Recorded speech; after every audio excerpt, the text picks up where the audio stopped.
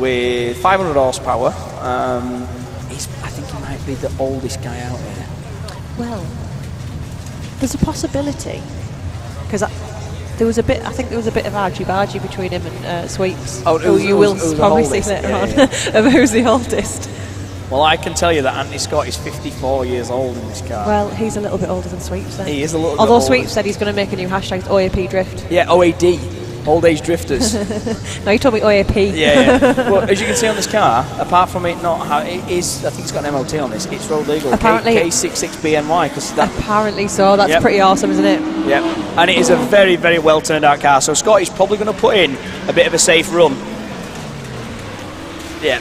And you can see why he dropped a wheel there, because it's with that little bit of rain that we've had or having has caused the track to become extra slippy. Very slippy. He's just had to fight it a little bit there from overcooking, and it is just super slippy as soon as any water comes down that track on top of the rubber. Again, it's all, like we said, it's all because it's on top of the rubber. And the reason, we were talking yesterday about the cars, why it's got that scoop on the back. Yeah.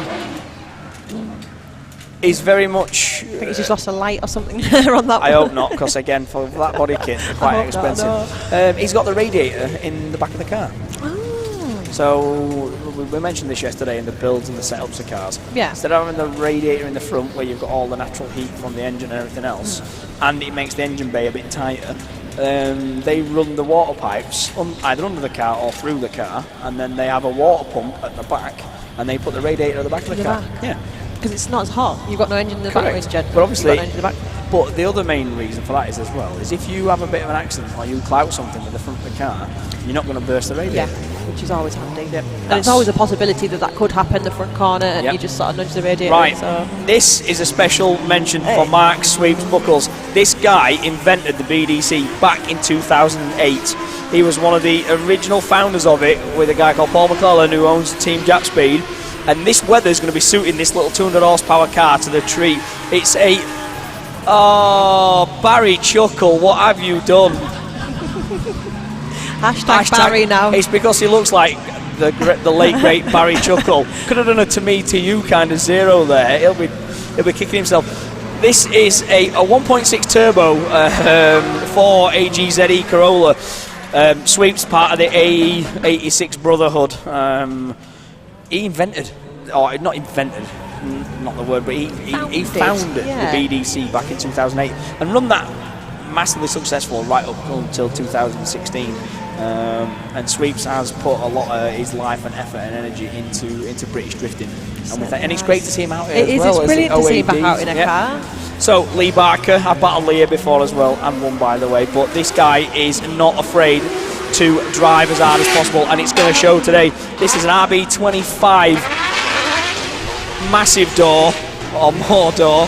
These things are huge. They are so long when it comes to the size of the car. And Lee, again, he's a bouncer. He's a nightclub bouncer, but he doesn't look it. No. Stocky little fella, but really nice. You fluffed that up. You nearly fluffed that up. I know, we weren't going to fluff it up, but I would just... Lee can drive really well. He just needs a little bit more confidence. We have an in-joke of it's like Bad Boys.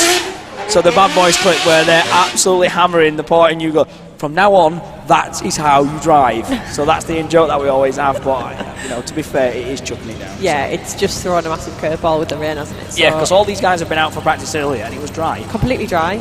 So again, but they have got 2 qualifying runs. So it's gonna. They're going to have another opportunity.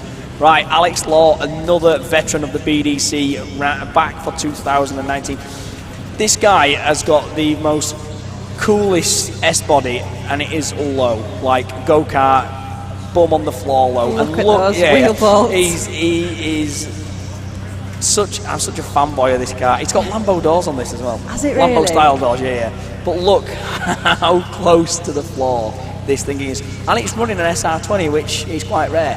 You mentioned this yesterday. There's not that many of the cars that have got the SRs in. Not anymore, because obviously power-wise went up when sticky tyres arrived, and everybody needed more power. And the SR20, unless you've got a 2.2 built, £10,000 of engine, people decided to go for displacements.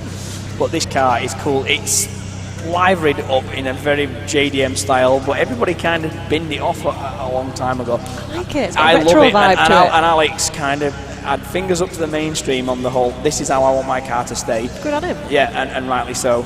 I like it. Definitely a retro JDM feel to it.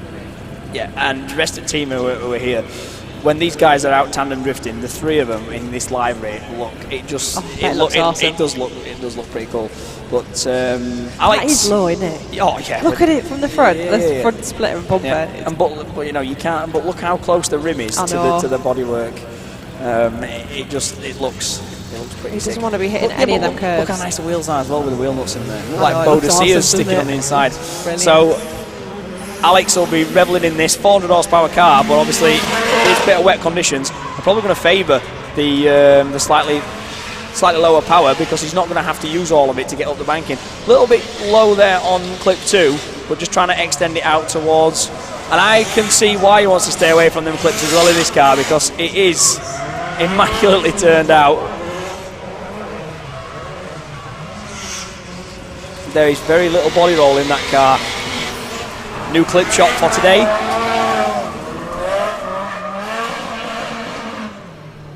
So a bit of a safe run there from Alex, and that does not surprise me because obviously it's the first time that they are out in the wet. Absolutely, I think it's going to be a safe run for a few drivers really to get the feel of the grip levels out there. I was talking to Alex yesterday and saying, you know, he owns a security firm, but his wife Gabby, she's an equine.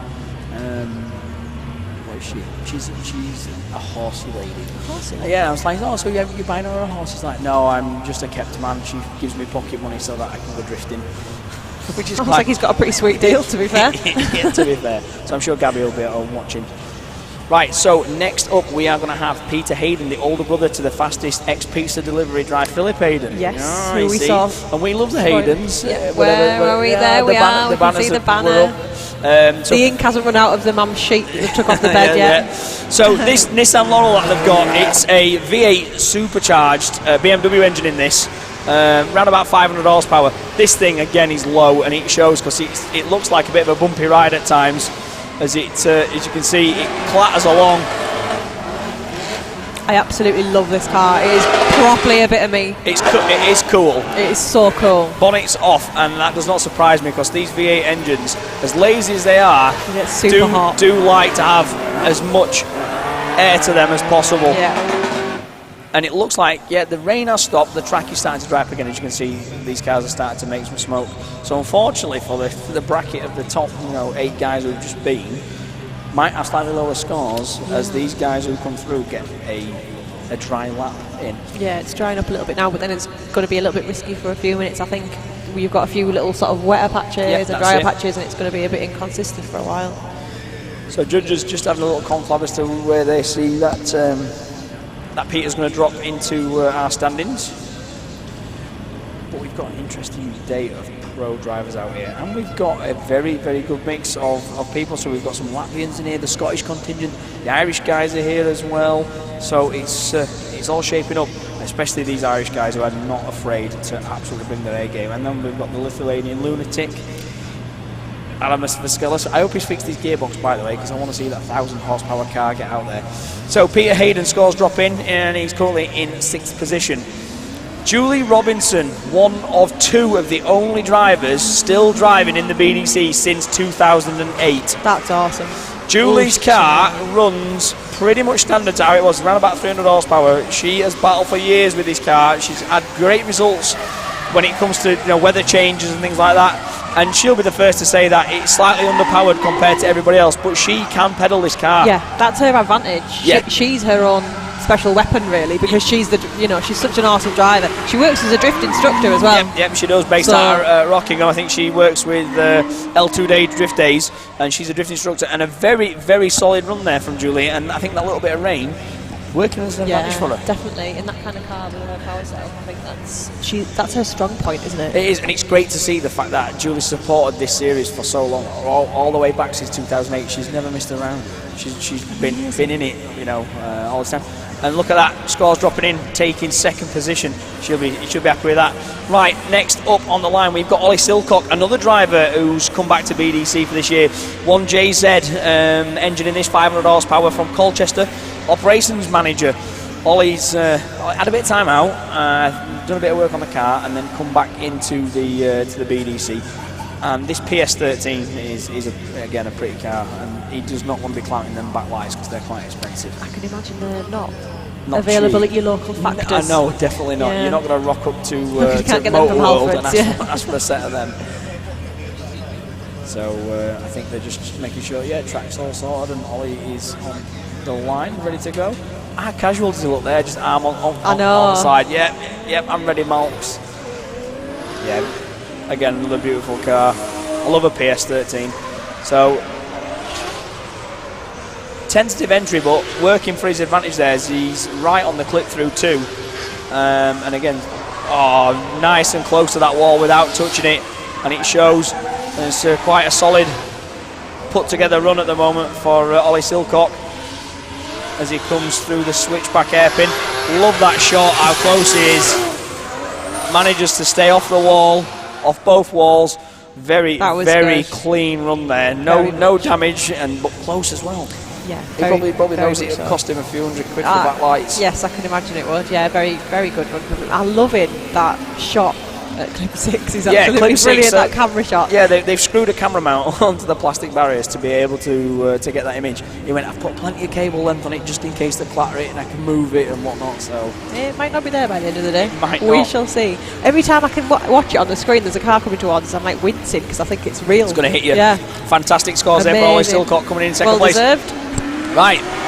I'll tell you what I want. What I really want. I want to see Nathan Chivers put down a smoking run round here, because this is the guy, for all you people at home watching, who was not going to turn up, who's absolutely mullered the back of his car again, and he has got everything to give.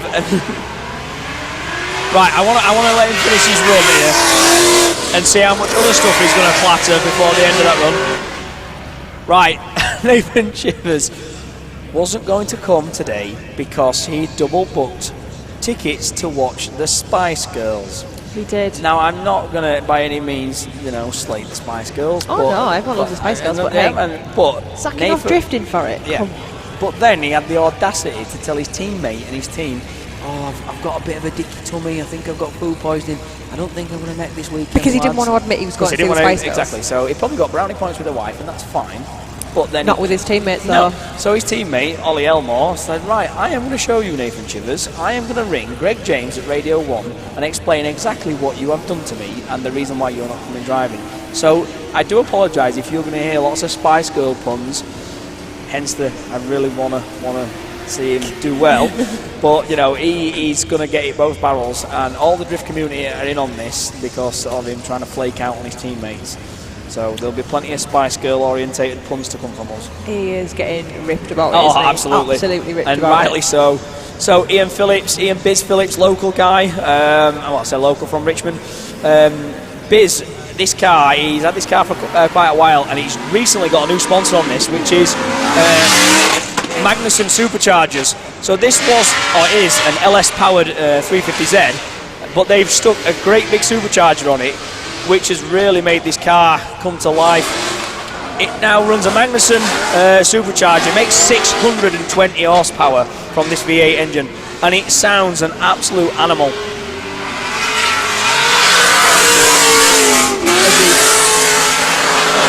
As he blisters across that finish line, running them Tarmac Sports supported 350Z with Tri-Ace King tyres on that, and it's good to see that Ian's now obviously got that supercharger on, and it's really upped up the power out of that car. It really has. Even the noise. Yeah, it sounds epic. Great, isn't it? It is. Can you imagine pulling up a set of traffic lights and stick it up 350Z with 600 horsepower, pulls up the side here, and you're like, that's more than Ferrari kind of numbers. It is really. Yeah, it's not a supercar kind of speed. I'd rather drive that than a Ferrari though, to be honest.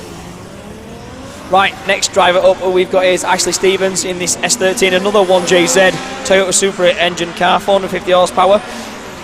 This guy is a currency trader.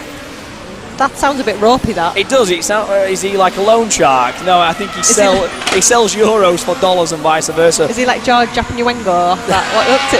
Phone jacker? Phone jacker. He's phone jacker. It could be. having a bit of a untidy run on that first section of the track there, from clips 2 down to 3, but gathering it all up for the final section there. Plenty of smoke from Ashley Stevens as he finished that run of the track. Judges just having a conflab and getting the scores in.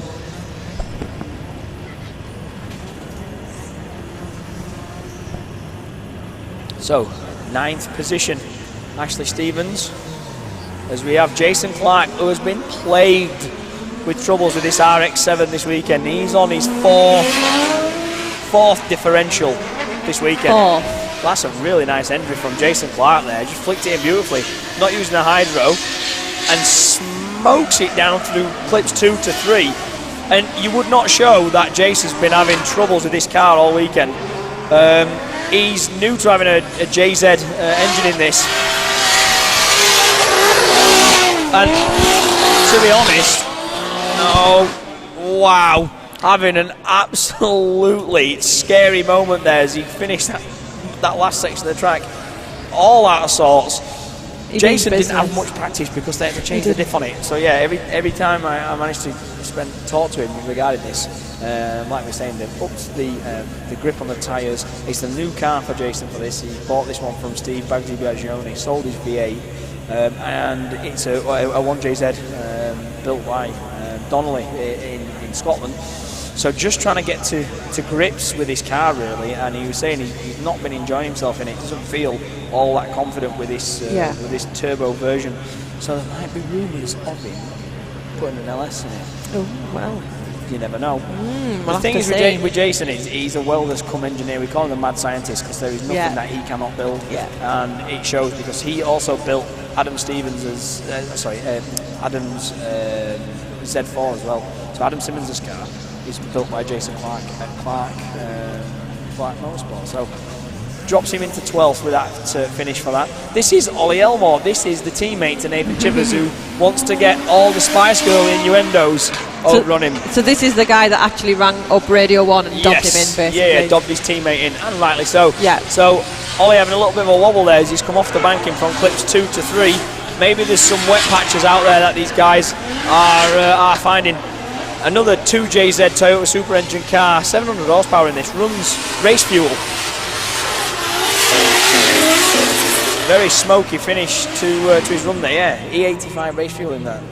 Won't get that at your normal petrol station. Probably not. Probably a good thing though. Yeah, and it's about £3.50 a litre. If not a bit more. Yeah, we don't want that test score. Imagine MPG. Sorry lads, I'm just trying to clock my MPG today. No drifting from me.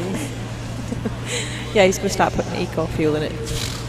They are all Larry Leadfoots. You kind of have to be that. I mean, if you're doing this kind of thing, you just need to be, go hard or go home. Keep your foot in and just go. Oh, look at Smiley Ollie's face there, bless him. He's an engineer by trade. Does a lot of engine rebuilds and things like that. So he's made the trip up from Barnstaple. 32 years old. Doesn't look a day over 36. I can tell him that. You can, quite happily, he's a good friend of mine. So Ollie scores there, dropping him into 6th position. Right, this guy up now, he is in a borrowed car. This is Hayden Cruikshank, who is borrowing Rob Johnson's 1JZ. He has not driven this car before. This is his first time driving this vehicle. No way. Yep, yes way. And look at that. Hayden's had some issues with his car, with his Cresta. So just look how fast he is in this. Just jumped in Rob Johnson's S14. I love the sportsmanship. Oh, I'm having a bit of a problem. Can I just borrow your drift car? Yeah. Yeah, just jump in it, mate. No pressure. But in Hayden's defence, he's got 4 of these at home. He's got 4 S bodies at home that he can play with. Yeah, okay. So he knows what he's doing. Oh, absolutely. He's flying out into Japan. He's going to Ibiza to do the what is it? Oh, G1 GP, which I think he's doing like the European or invitational drive. So he's got a car out in Japan, and he flies out there quite a few times a year and gets to drive the legendary Ibiza circuit. So that is pretty awesome. So Aiden's scores just dropping in. Drops him into 14th position, but obviously he's got another run. So he's had a practice run in Rob's car, so he knows. He's got the feel of it a little bit. Yeah, a little bit, and it gives him option then to try again. Right, Matt Walker, another guy who's been driving quite a long time. One of the Buxton locals originally in this E30. He's had this E30 for ages, but my can he pedal it It's a normally aspirated, normal 3.2 M3 engine. It's about 350 horsepower, but he has stripped this back to make it as light as possible and to obviously have the power to weight ratio up there. And he pedals this car very well, as you can hear. Flat out in little 15-inch tyres on this E30. I love it. It's like the underdog. Yeah, he does. Matt Walker's always kind of had that underdog status as well, and he loves cats. Bless him. He's a huge cat lover. Yeah. Oh, we'll get on just fine. He reckons he's got 9 lives. But yeah, again, Matt has he's cut his teeth through the grassroots of Buxton Drift Days and things like that, and come through, and he can more than hold his own out here. It'd be great to see him. Not with more power, but just with a little bit more oomph. Yeah, absolutely. See how we both got that word. We did. There. That's exactly we're what on a we're level looking for. Oh, we are there. So next up, Oliver Bolton in this SR-powered S13, 400 horsepower. This is a new car for him for this season. Brand new this year. Yep. Sponsored by Funk Motorsport, one of the sponsors of the series. As you can see there, with no bumper on, he's got all that bumper bar on the front to protect the intercooler.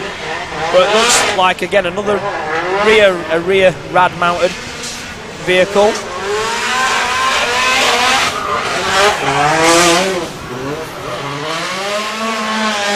Nice finish there, because he was a little bit wide on that corner. I thought he might have pushed out a bit too far, but nonetheless, just a little bit of errors the first part of the circuit, but not too bad overall, guys. Just obviously having a conflab as to where they're going to go with the scores. Is a car painted by trade? Yeah, well, that's handy, isn't it? I was going to say very handy. So obviously, if he needs to get something painted. But if it's like any other job, like if you're a mechanic, you can't bother to look after your own car. Mechanics drive NAF cars, exactly, and joiners never finish their own bathrooms. There you go, exactly. No, his car actually is well turned out. Yeah, so it is. He and must Oliver take some Bolton care of it. Yeah, without a doubt, for a new build. Right, here we have Hugo and Saville in this monstrous A86 Toyota Corolla. This runs a 4-litre 1UZ 800 horsepower car, and you qualified up from Pro-Am at round 2. He did. And decided, right, I'm staying in Pro, and I am going to cut it with the big boys as such, and making a very, very solid run and a bit of an impact here. Wow. Oh, he's managed to keep it. And that drone shot there. Stopped just before the next barriers as well. It was like he meant to do that. So these guys are going full commitment when it comes to making sure that they are getting on the clipping points. I don't know if you can see Ben next to us. It is actually spitting again. Right, I wonder if, as obviously he's come over the front clip 6. He's come through, and I think it's just getting possibly slightly a little bit damp on the track again. Everyone's chucking their brollies up. Look. So Toby there just overseeing what's happening. Have we had a little bit of? It sounds worse than it is as well, doesn't it? Because of those barriers are hollow. Yeah, it doesn't half make a noise. Yeah. As you can see, he's come over the line there, clattered it, managed to get over the line, been on the grass and it's wet, and spun and stopped. Yeah, that was quite a good replay there. I think everything's all right. They might just be doing a little bit of a tidying up over there, but I'm sure. We can see Stefan up on the line, giving us a little thumbs up. He's ready to go as soon as the track is clear. Another guy. Well, he's from Bulgaria. Originally, yes, yeah. Lives in Worcestershire now. Did a bit of grass tracking there in that Corolla. He did. I think he's got the wrong tyres on for that. Grass tracking. Yeah. Imagine trying to squeeze a set of mud and snow tyres on them 10J rims. I know, yeah. Sorry, don't think it'll work somehow. Yeah, sorry, we don't do mud and snow tyres in a 285. Right there, that little shot there, their rear scoops, air vents. Air in for the radiator. Air intake vents, yeah, for the rad. Fab. And you'll see there'll be no boot floor on this, I wouldn't have thought. It might go a bit lower, but that's a jacking point, yeah, and you've got your fuel cell, so obviously that's to protect it. You can see straight up into the back of the car.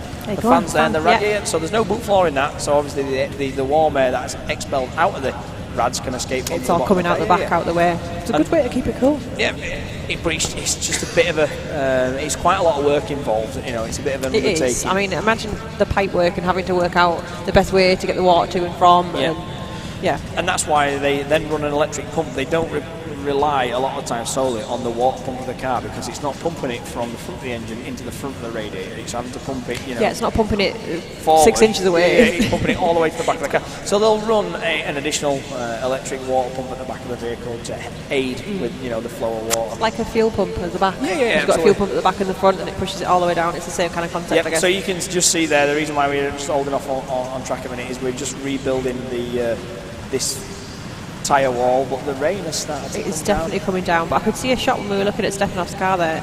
The cloud has come over, but there was blue sky on the other side of it. Yeah, It's quite windy, so hopefully it's going to blow it past us and it won't be raining for long. But how inconsistent is your driver technique when you're having to battle elements, a lot like it was at round 2, where you've got rain 1 minute, then the track dries out. That's it. And like you were speaking yesterday about like muscle memory, so you're like driving as you know how, because you know how much steering to put in, you know how much throttle to put in into certain corners because you've done it a few times in practice, and as soon as the conditions change, it's all out the window. Yeah, because you think you've trained yourself to do that again, and then when it's wet, absolutely. you don't need that, and it just changes everything. So what's going to happen is he comes down here, and if he's not driven in the rain, he will have a marker, a reference marker, where he needs to initiate. Yes.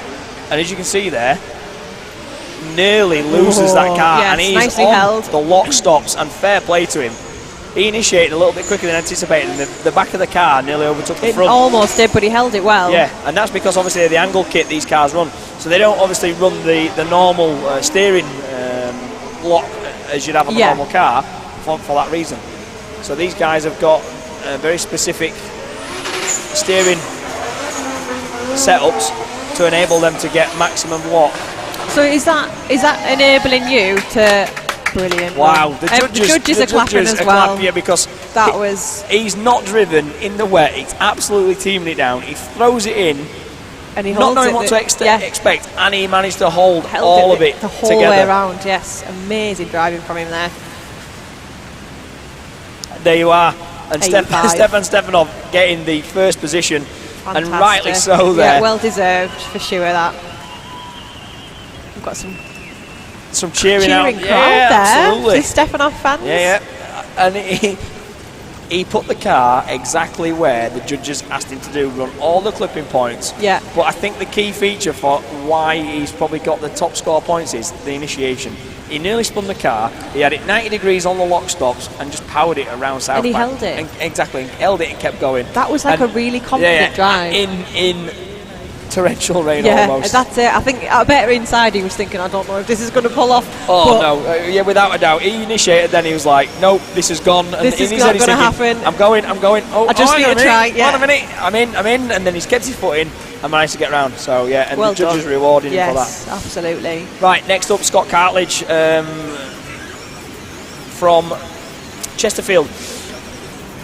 Scott owns Birchwood Motor Company, so this is a new build on this car. It's new engine as well that he's putting this. So it's a 4.3 3UZ turbocharged, 700 horsepower. Scott finished third at round 1 up here. He won the Pro-Am category last year, which obviously got him up into pros where he is. And he's not driven out here in rain either. So as you can see, a steady entry, and it makes total sense why. But committed. Running that line. Absolutely and committed. That is driver skill to be able to do that and get round this track with the amount of spray and water. And he's going to be doing the dance. He's going to be on the hydro. He's probably not going to be left foot braking, but you can hear him feathering the throttle. Because you don't need a lot at all. No. I mean, you just need to sort of break that traction a tiny bit, and once it's gone anyway because it's that wet. Yep. So a solid run there in this weather, and fantastic to be fair. And like you say, look at that. That is absolutely chucking it down now. It didn't phase Scott there no, at all. No, not at all. And he looks like he's going to get some decent scores. So scores coming in there, judges 62, 63, probably going to drop in 7th place. In this weather, he will happily take that. Yes, definitely. Right, next up on the line, the man who always looks homeless. He's got the biggest hair known to anybody in the drift community. I said last time, he doesn't need a pillow. No, Mike. He's got this lovely blonde afro. He has, Mike Walton from Walton Motorsport, one of the supporters of the series as well. One of got his trade stands up here. Mr. Walton builds beautiful works of art when it comes to manifolds and other things like that, and exhausts and whatnot. And again, as you can see, tentatively just finding out where the grip is and isn't. On-off throttle there for some reason. Maybe he's just trying to work around the puddles. As you can see, the amount of spray these things kick up. These cars are quite warm as well. So when it looks like smoke, it's probably actually steam. Yeah. Evaporating all the water as it drives through. So, welcome to Lake Teesside here for the inaugural Jet Ski Championships.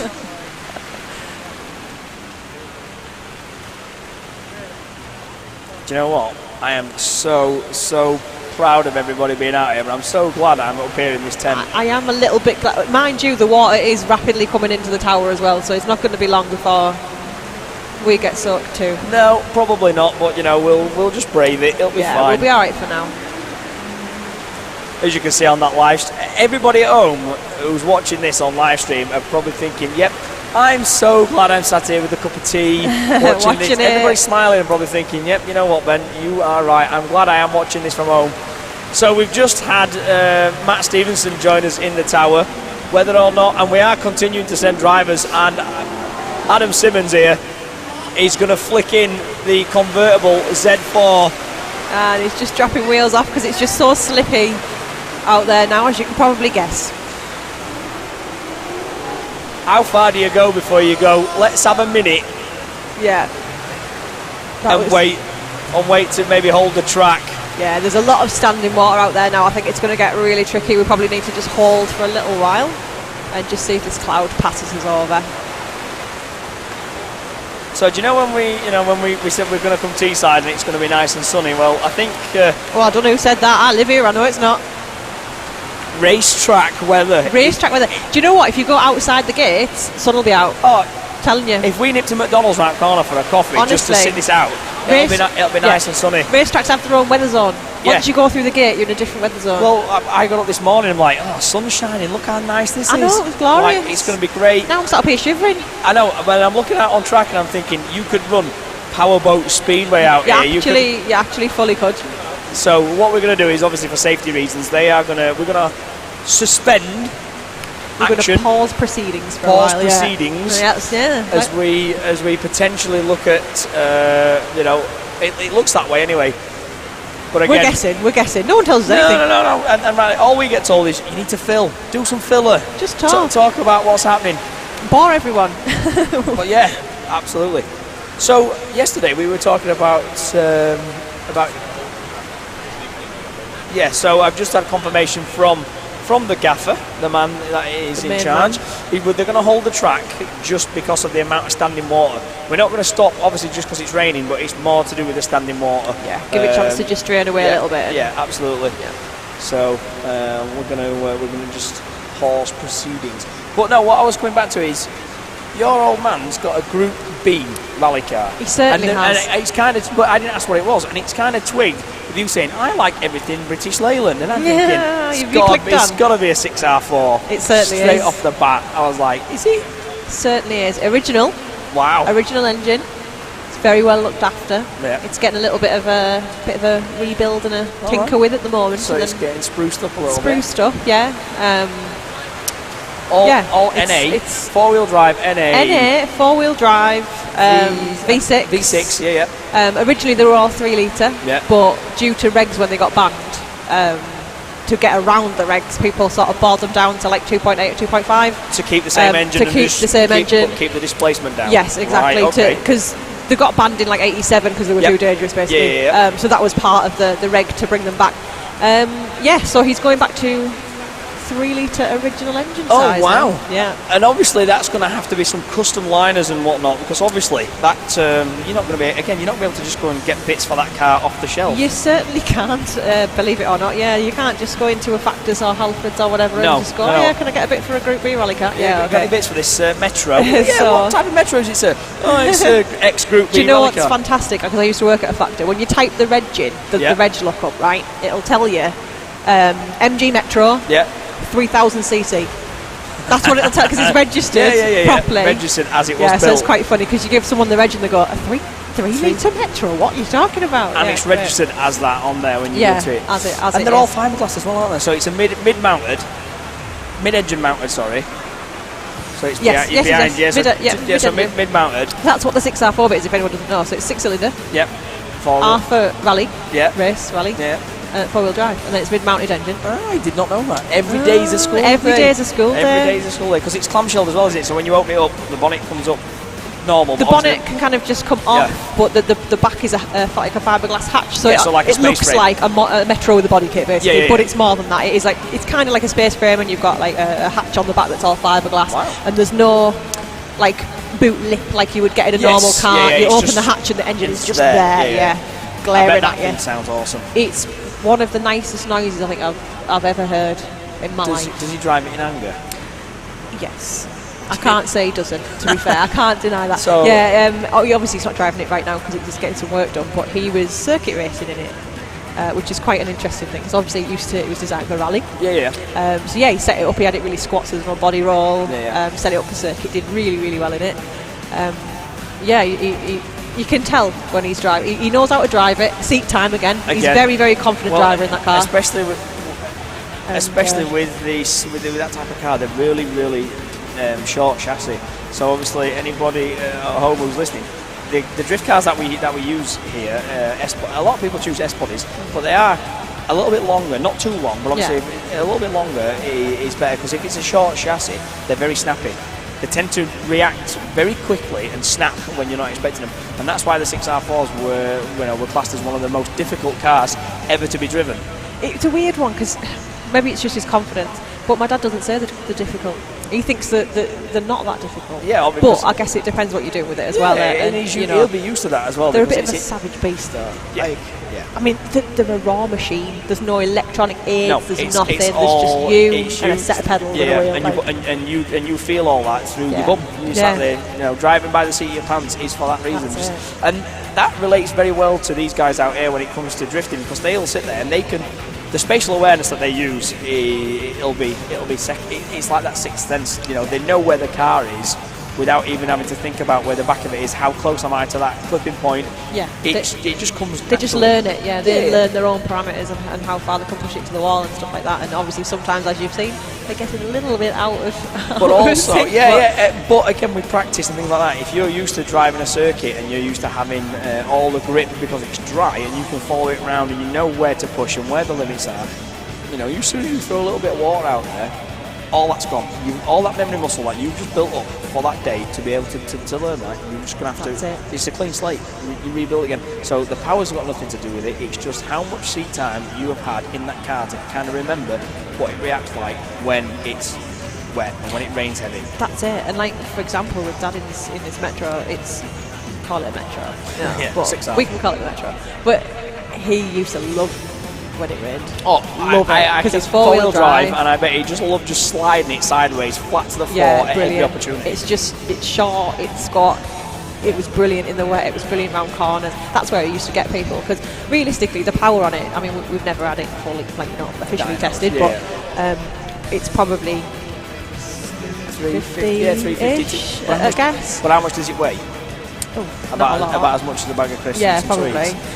Yeah, I mean, they're not mega light. No, but it's going to be sub because you've got a big 1,000 kilos. In it, but probably, I guess, So power to weight ratio again with these drift cars, they don't run. Essentially, there's not a lot of bodywork to the car. There'll be fiberglass, because obviously if it smashes, it's easy to repair, replace, and it's cheap alternative. So they'll have fiberglass bumpers, and then there is no strengthening bars in the bumpers. They will build bolt-on space frame items that are designed to bend, so they can bolt them on off the chassis rails. So you'll see underneath these cars later on when we get them down on the track that they'll have bolt-on items at the back of the chassis rails, which they will hang things off, so it'll have potentially the radiators or the lights or the bumper mounts. But then they'll build a more intricate area for fuel cells, depending where they're mounted. But then obviously, if the fuel cell is in the back of the car, they will have a firewall between the fuel cell and the driver. But then on the front of the vehicle, will do the same. So if they bend anything, they can try and straighten it, but it's easier to make a thin wall tube item that you can bolt on and off, and you can hang the bumper on it, you can do the front mount intercooler, they'll have oil coolers on it, power steering coolers, all mounted on the front again. But obviously they've got no radiator, it's easier to replace smaller items than having it in the back. Yeah. But because they're so lighter, because you've stripped all this weight out of it, if they then stick the radiator in the boot, it just adds a little bit more sustenance, a bit more weight to the back axle. Yeah. Because you can imagine trying to set off in 600 horsepower from this line in this rain and try and get any traction whatsoever. It's nigh on impossible in this weather, isn't it? And that's why some of the lower powered cars actually can easily win in the wet, because they're not going to get all the turbo spool and all the spin. So they're not desperately trying to get that power back out the wheels as well. So because Matt Walker in that little E30, which is a normal aspirated M3 engine, will have a lot of mechanical grip in that car, because BMWs are renowned for having good mechanical grip. But obviously when he sets off, he's not getting loads and loads of wheel spin. He can load his tyre pressures a little bit. The guys can change the cars to suit the wet setup, but they just can't do it between battles. So obviously you can't do your lead run and then it rains, come in and change tyre pressure and do another chase. Yeah, you've got to stick to that battle and then... So obviously these guys, now it's wet, it looks like it might have stopped raining, but there's a lot of standing water. So what they're going to do, or what they will be doing, is they'll be lowering tyre pressures, obviously to give them a bit more. I'm going to do this a bit more squidge on the tyre. So that's the official. Yeah, the official tyre monitor is a bit of squidge. You don't need to test it. No, you just need you to stand there going, yeah, that's about right. Push your thumb in it, that'll do. And then they'll soften off the damping on it as well. So they'll soften the suspension so that they can. It's not as hard and it's not all on the tyres. And that is really about the only thing that you could probably do to change for a wet setup. And just looking out here now, there's no rain in any of these puddles. It has completely stopped raining. It's just... I thought it was going to blow over. For now, at least. Just need to get rid of a bit of this standing water now. Yeah. So Adam Simmons there, who's just on shot at the moment, he was the last driver who was out when we had that massive torrential bit of rain. It looks like he had to abort that run. So whether or not they're just having a conflict as to weighing up the options to whether or just send them or just wait a little bit, just because the amount, again, like we're saying, standing more. You can see all the track marshals down there. But this car, essentially, I was reading Adam's notes on this, and it's quite funny what he said about this. He's not been on podium since 2016, and the only thing holding him back his new car is himself. So he just needs to man up a little bit. But with this new car that Adam's built, I always think it looks very short. It looks like an MX-5. You're a bit of an hairdresser, give him all the banter. And he's put, my car isn't a hairdresser's car. It's a midlife crisis car for old boys. So. At least he says that. He's admitted himself. it. Yeah. But we've measured it. It's the same size as an S-Body. It's an S13, S14. It's the same. It's very deceptive, isn't it? It is. It's because it's got a really short overhang over the back wheel.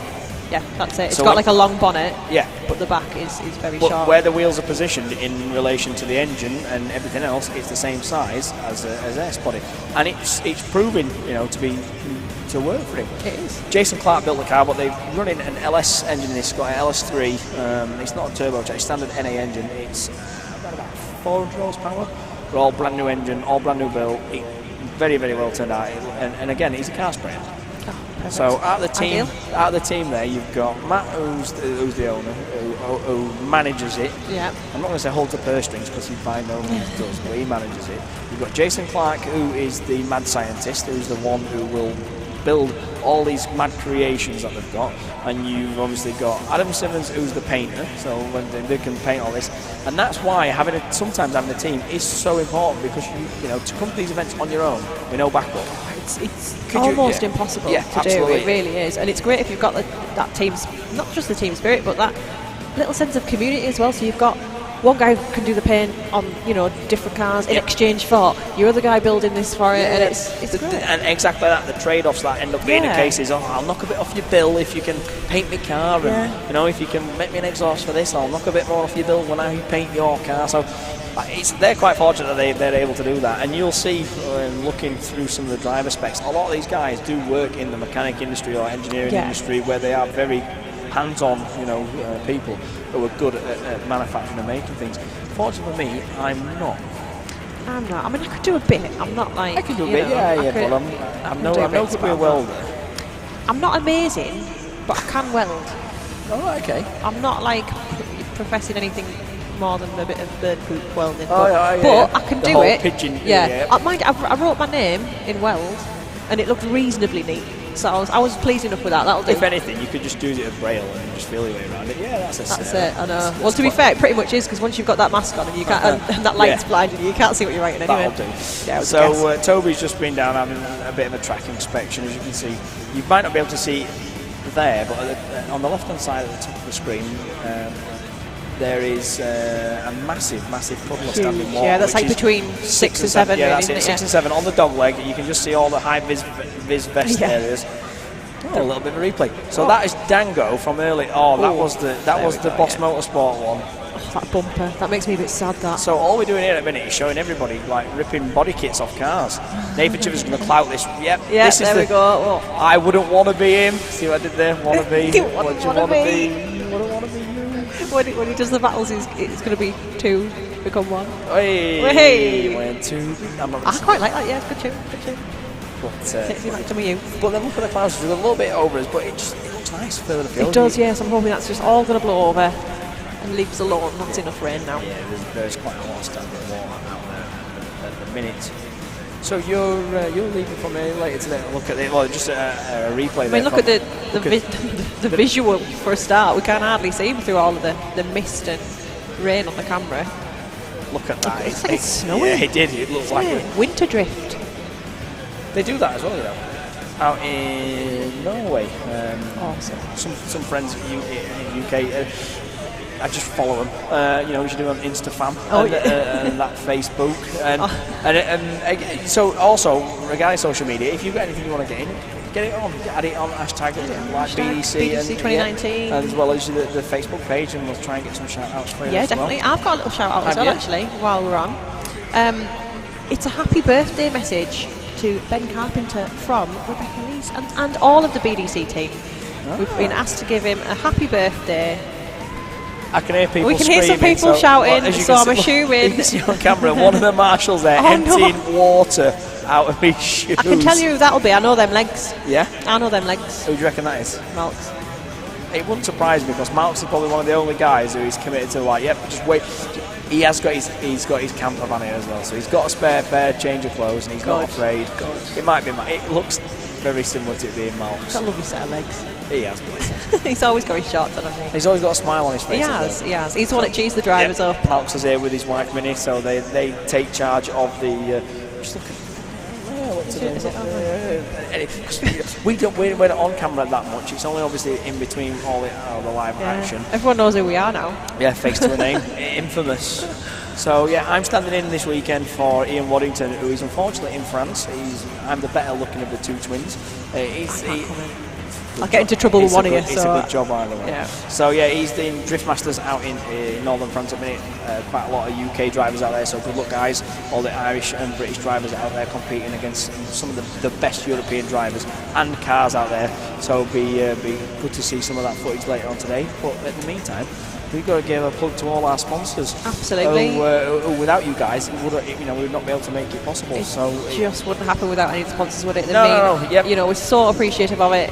We've got loads, haven't we? Samco Sport. Yeah. Simpson Competition Clutch. Yellow Speed, as well as Tarmac Sports and Hell Performance. Simpson again, obviously coming on board to give the drivers a little bit more indication as to obviously the harness and the hand devices are new for this year as well. But we'll talk a little bit about that later. Slide Motorsport and Excite energy drinks as well. So I think we've got some freebies to them for the guys who are here. I've seen some. Yeah? There's some cans floating around. Go and grab one. Well, like not floating, but yeah, go and get yourself. So I did some Excite. It's quite nice. I brought the shades earlier, but we're not going to need them at any point. Well, they're redundant for the time being. But just looking at the current standings at the moment, we have got on 8 drivers to go, and then we are back to the start of that again. So obviously it's in reverse order of who's the highest points at the moment. And Aramis Rascalis is in first place at the moment, chased closely by Martin Wonnacott, who won at round 2 in Scotland in very similar conditions. Yes, that round 2, if you were there, you'll know it was unbelievable conditions, because it was wet dry. Yeah. You couldn't get any consistency whatsoever. Yeah. So yeah, kudos to the drivers, just battling through it all really, and actually just staying on the track was a challenge in itself. well-deserved win Oh, for Martin in and round two. Martin, he's one of these guys who is so committed to what he does. He's put in so much seat time, and he has won countless series and things like that, but never a BDC championship. But they live in Devon, him and Karina. They travel the length and breadth of the country just to get the seat time, and they have been in it. So big up to them. So I'm just getting.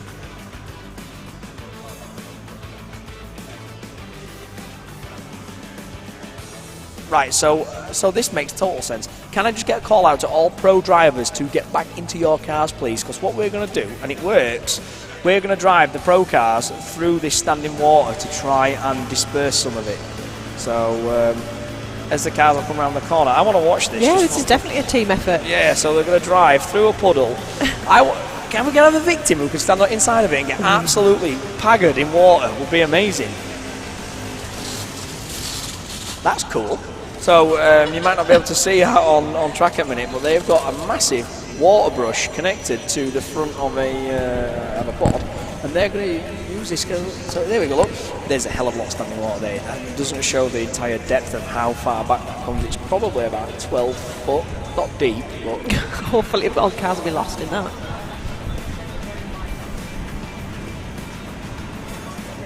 What we have to do is get a race day underway. There we go, the brush is spinning under its own power now. I love this. This is an excellent device. These guys here at Teesside know exactly what to do because they've run championship 24-hour Le Mans style events here. And me and you have both go-karted around this track, and as big as it seems, it's the largest go-kart track in Europe, but you can get 40 competitors out here on go-karts comfortably, and you can feel like you're on your own. Yeah. Oh yeah. But it's quite challenging. You don't realise how bumpy it is, especially when you're in a go-kart. Yeah, with close to the floor.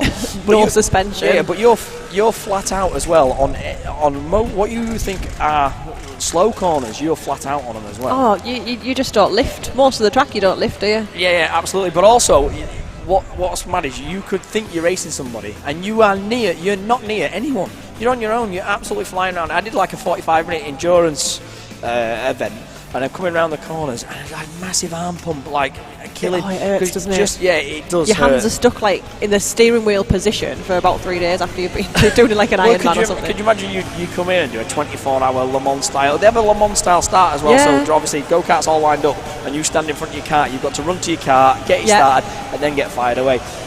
What would be good is if we could, we might have to speak to the boss, but in the off-season, imagine getting all the drift guys together and come and do a BDC kart race. A BDC kart race. That would be wicked. It would be fun. Staff as well. Can we have a go? Oh, absolutely. Yeah. But I think there'd be a bit of carnage. There's some sin bins being handed out, some fines. Get everybody off the track. It'd be funny if the staff beat the drivers. I think they also do plastic tyres. Plastic tyres. So they put plastic tyres over the go-kart tyres, so you can turn it into a drift car. Interesting. Interesting. Thinking there, aren't I? So I think we're going to shoot across to Matt House, who's on the start line. We're just going to get a little bit of visual of all the guys lined up to probably do some puddle runs, as it might be called. I'm not too sure, but and to top it all off, the sun is shining. It's just coming out the clouds. Finally. So. Across to Matt House Look in at a poncho. I've never seen him look so good. Mike Honcho in a pouch. I'm dry. You just go and get these at the merch tent. Keep you dry in this wonderful weather. The sun is trying to come back out. Let's have a little chat with Robin Neeson. How's the conditions out there? They look pretty bad now. Yeah. I couldn't really care less. I'm just raring to go here anyway, so just bring it on. Perfect. That's the attitude we want. Don't worry about the conditions. Just send it. Awesome. Cheers, man. All right, let's have a look, see who else we got down here. Ricky Lawrence always throwing it in, absolutely incredible driver. Let's have a little chat with Ollie Evans. Oh look, he's even getting his hair prepped, ready to have a little chat. Mr. Evans, how are you? Very wet. Very, very wet. Well, you shouldn't be wet because you're in this really lovely warm drift car.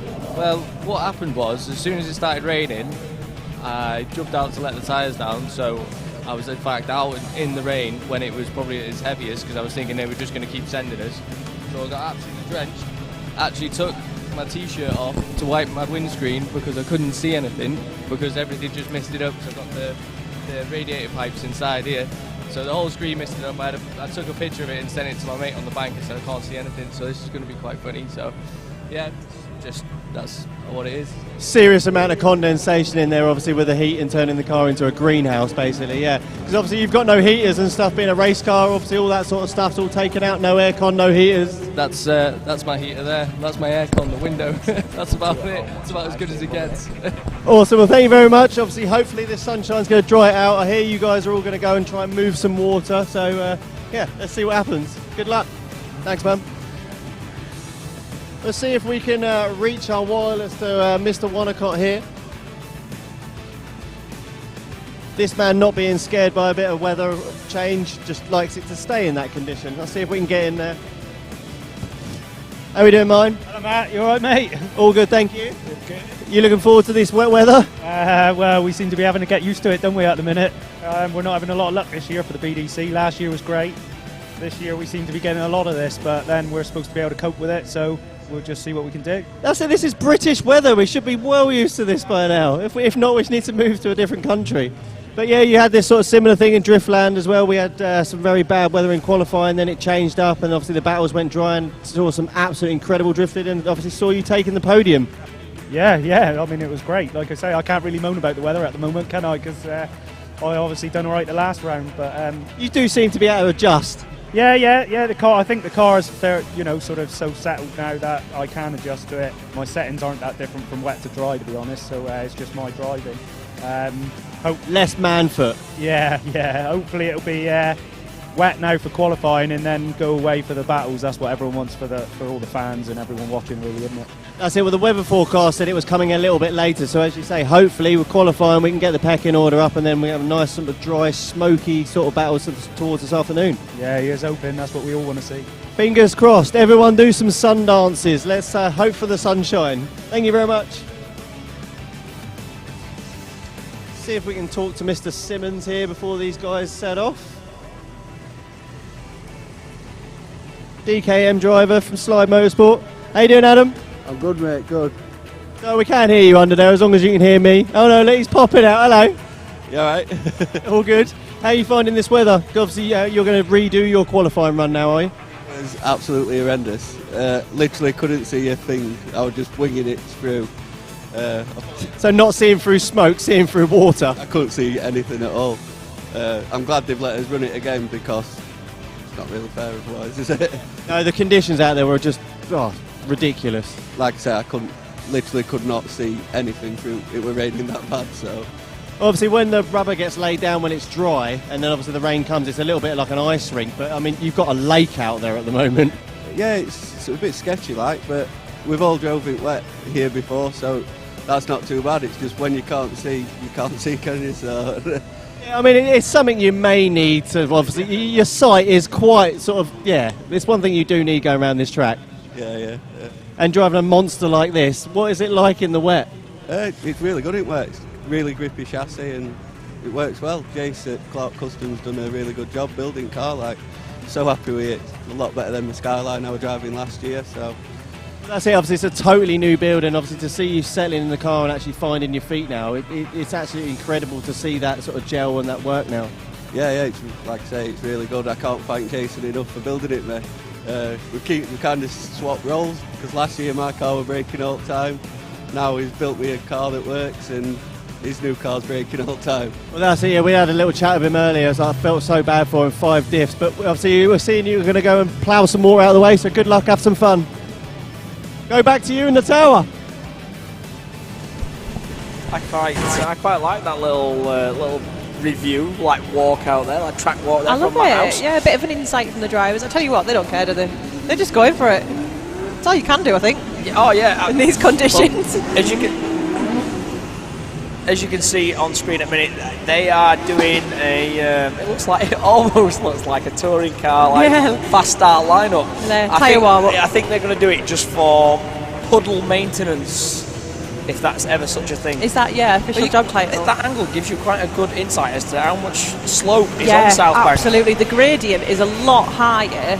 A lot harsher. Sorry, really good than it looks from like over here when you're actually on the track. Yeah, it's a massive gradient. You really feel like you're like this. And there is steam starting to come off the track in certain areas where the sunshine. That means it's drying. Is drying it up. Look, we've even got one of our judges is sweeping up down there. Good on him. Yep. All hands to the pump. And Loz are our. Yep.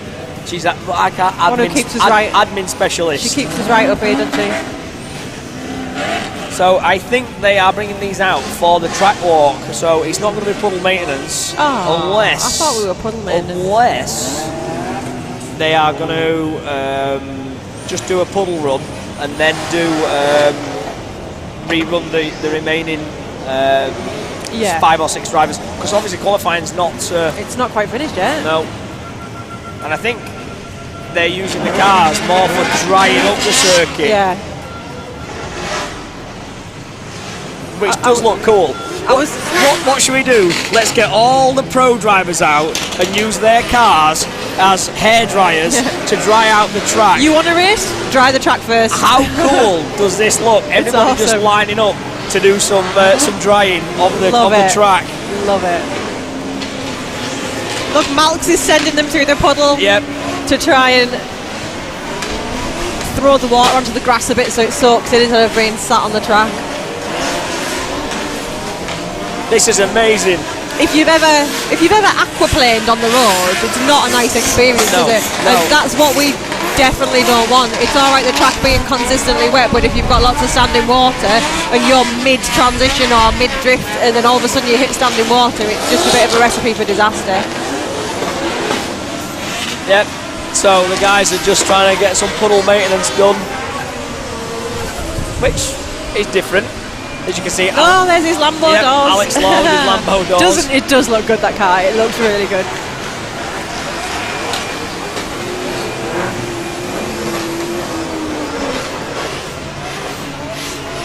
And it's good for the fans who've just been here. Good. Yeah, they've just had to endure all that torrential rain. Yeah, they're getting an extra little show now with the cars going past, just doing a little display. Really, it's good for them to see the cars a little bit closer, a bit slower, so they can actually see them for once instead of them flying past in a drift.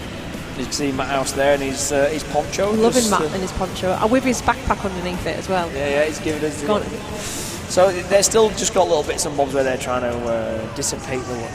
Dissipate. Ah, you like that one? God, that's good for a Sunday. I know. I'm intelligent, me. Oh, well done. Well, not much. You've survived the weekend so far. That's all we need, isn't it? Absolutely. So quite like this. I don't know. What is it? Like a road sweeper? I don't know. What would you call it? Puddle basher. Oh my God! Puddle basher 3000. Like a piece basher, but it's a puddle basher. Puddle basher 3000. Yes. Loving it. I'm sure there's a I don't know. Puddle basher. That's great. I reckon it could be a moisture muncher. I like puddle basher better. Yeah. So we're going to go down to Matt House, who's on the track with Matt Stevenson, he's with Toby, who is the track Matt's driving the manager. van. Matt's in the Matt's van. going for a drift in the BDC van. So we'll go across to them now.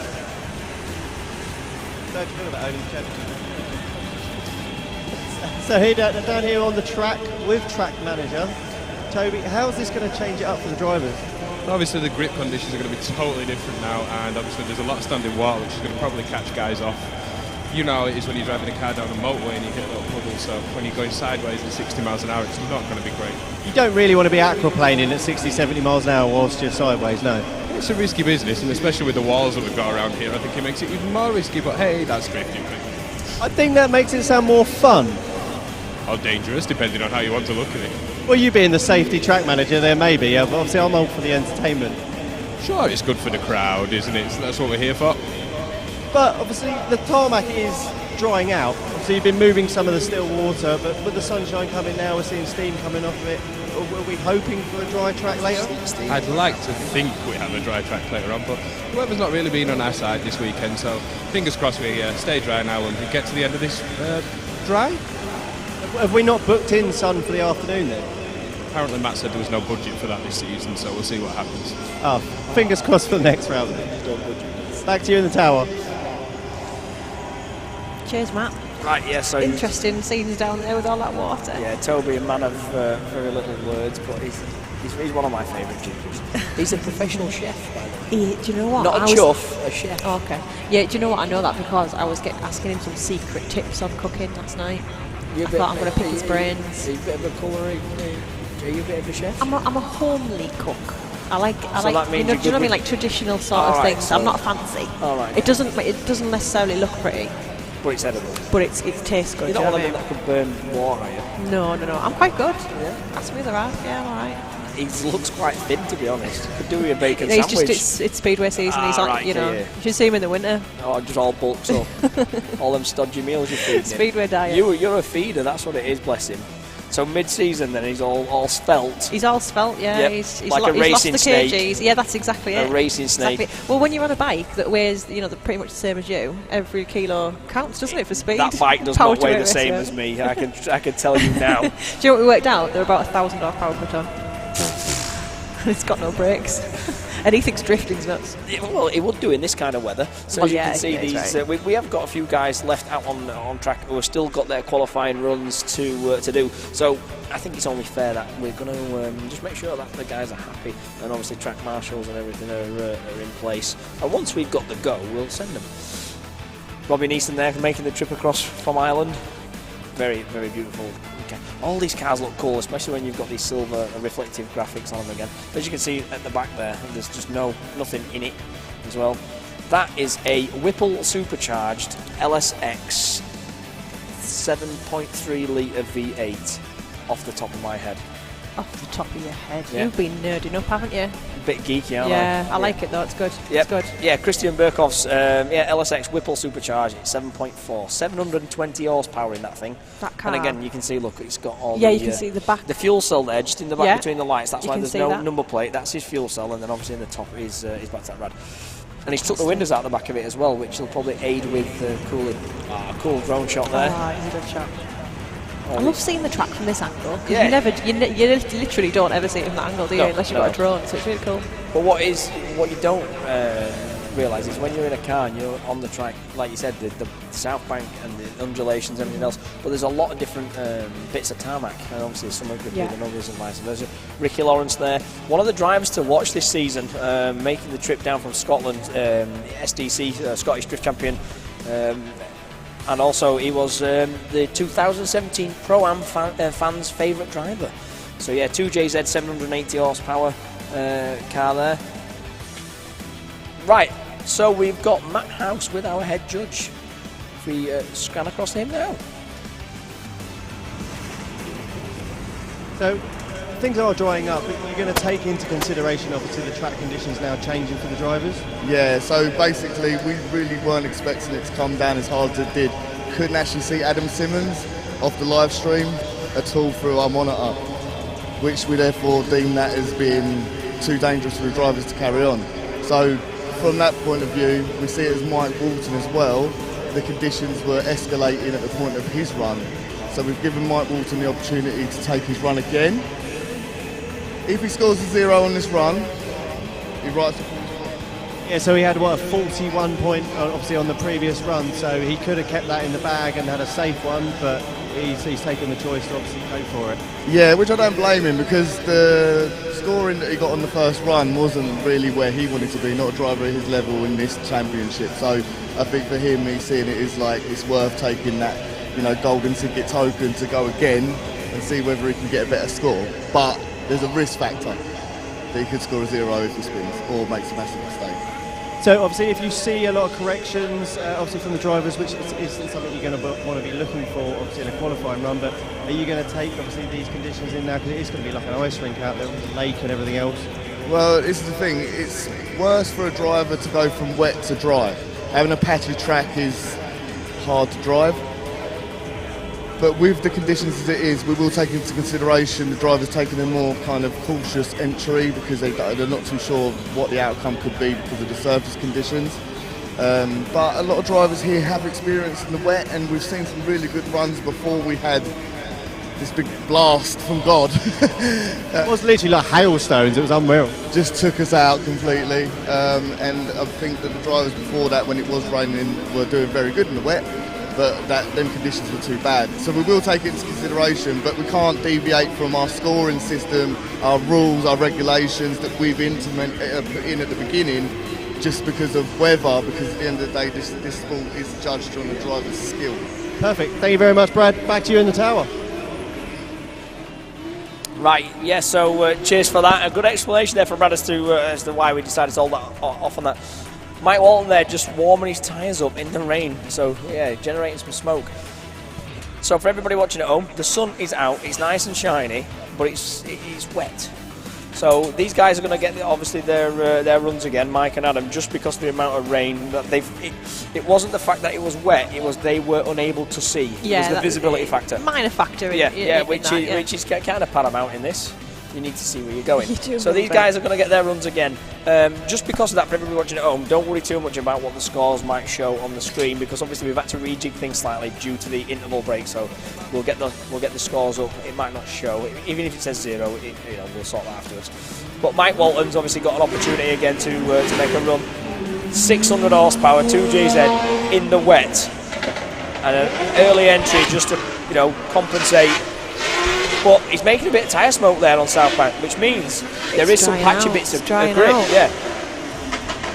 This is where it's going to be really difficult though, because like here, for example, where he is now, like after clip 3 and 4, it's still really wet. Yes. But it's drying out on other parts. It's going to be quite tricky. And that's why he's on off throttle so much, because he's having to fluctuate the accelerator for all the wet areas. As you can hear the wastegate chatter there. Yeah. And obviously, as these drivers transition from clip 6 to clip 7, they change direction. If they're heading towards the barrier, they need to be on the throttle flat out for the wheel, obviously, speed to push them away from that barrier.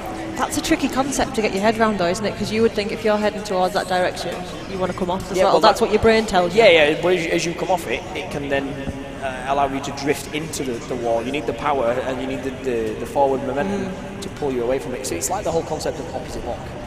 Yeah. Turn in the wrong direction to steer the opposite other way, direction. Yeah. So it might just show at the minute, no, scores are coming in. So Mike Walton dropping into, they're going to work through a little bit, 8th. So there you go, Mike Walton getting a 57.33, and the position's changed obviously as the scores went in. So that's I don't know if anyone saw that. His profile picture is absolutely amazing. Oh, it's a beautiful looking homeless guy. Right, Adam Simmons.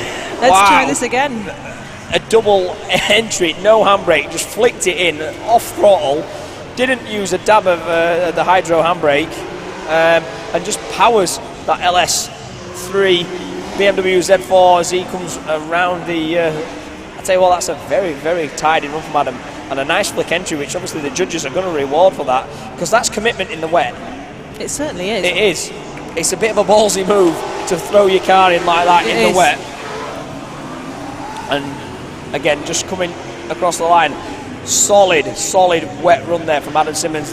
I can just see the judges giving the nod of approval. Yeah, that's it. They're nodding away there. These guys have driven in the wet. They know how hard it is. It's great to see Adam getting a bit more confident in that car as well, though. Yeah, because he's only 3 rounds into that new build. To using that, and it must be a lot to get different to a new car. You're used to something else, and how that handles, and learning what it's going to do, so you can. Yeah, and there you are. It shows us that DKM Slide Motorsport driver in 4th position. So Adam Simmons will be very, very happy with that.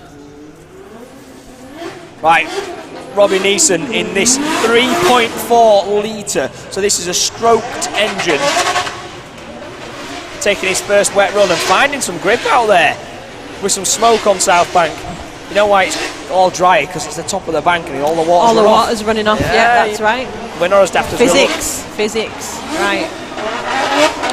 So Robbie's made the trip across from Ireland. He's from Ballymena in Ireland, refrigeration engineer.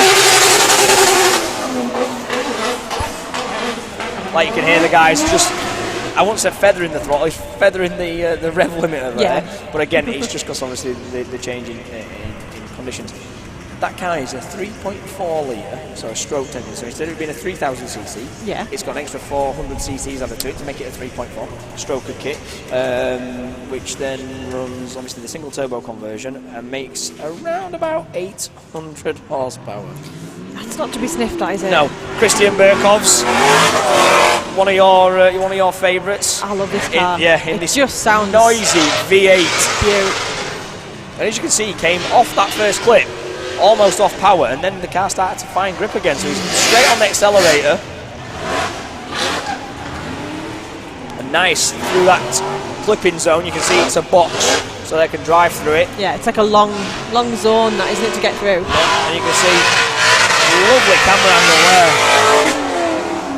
This thing just sounds... and he's lost it at the last second. Oh, such a shame. But there's quite a lot of water down there, and I think if you hit that... But that's why the drivers had that puddle run, so they could see exactly where it was. Yeah. And that's a real shame, because it looked like he was in for a good score there. He was definitely up there. Certainly did. And that's a shame. Oh, gutted for him. But he's got another one. Yes, they've got another one, so obviously they can try and make it count. Ricky Lawrence, one of the Scottish drivers, like we were saying, 2JZ Super 500 horsepower car. He's one of our choice ones to watch. Look at the commitment from Ricky Lawrence. Almost 90 degrees, he come through clip 1 there, knowing that there's grip, and just decided to send it. And that is a very, very confident driver right there, who is able to do that and just continue following that beautiful line. Wow, Sarah, I'm stunned with that commitment level from Ricky there, like we said, and you can see why he's one of the drivers to watch. It's such a shame for having that little bit of a wobble then. But it shows how tricky the conditions are as well out there. You know, they're really struggling to try and judge where's wet, where's dry. Yeah, and it just showed then as he came off of that clip 6. He does always astound me, to be fair. I love his driving. The entry then was he was very, very committed as he came into that, and fair play to him. Obviously that might negate some of the towards the points towards the errors that he's had, but that's it. Yeah, and fair play to Ricky for that. But that should give him a bit of confidence. I know it's a shame when they don't score quite well in this first run here, but they've got a second run to go. Hopefully that'll give them a bit of a chance to see what the track's like and where the puddles are. The flip side of that is they know that they've got added pressure. Yeah. Because if you do your first run and you've not put a banker in, and you think, it's all to play for, I have to do this. You're right, yeah, that is a good point. Sometimes you can overthink it and you can neg yourself out. So, Thomas Falvey, I love this car, this S15, another Irish driver, RB25, beautiful looking motor, 650 horsepower. Look how nice that thing is. Irish have always got very, very good looking cars. They put a lot of effort in. Yeah, Quinn M Motorsport doing a lot of work with the Irish community in terms of builds and things like that. And Dean M Motorsport putting a lot of time and energy into a lot of the drivers out in Ireland. One of the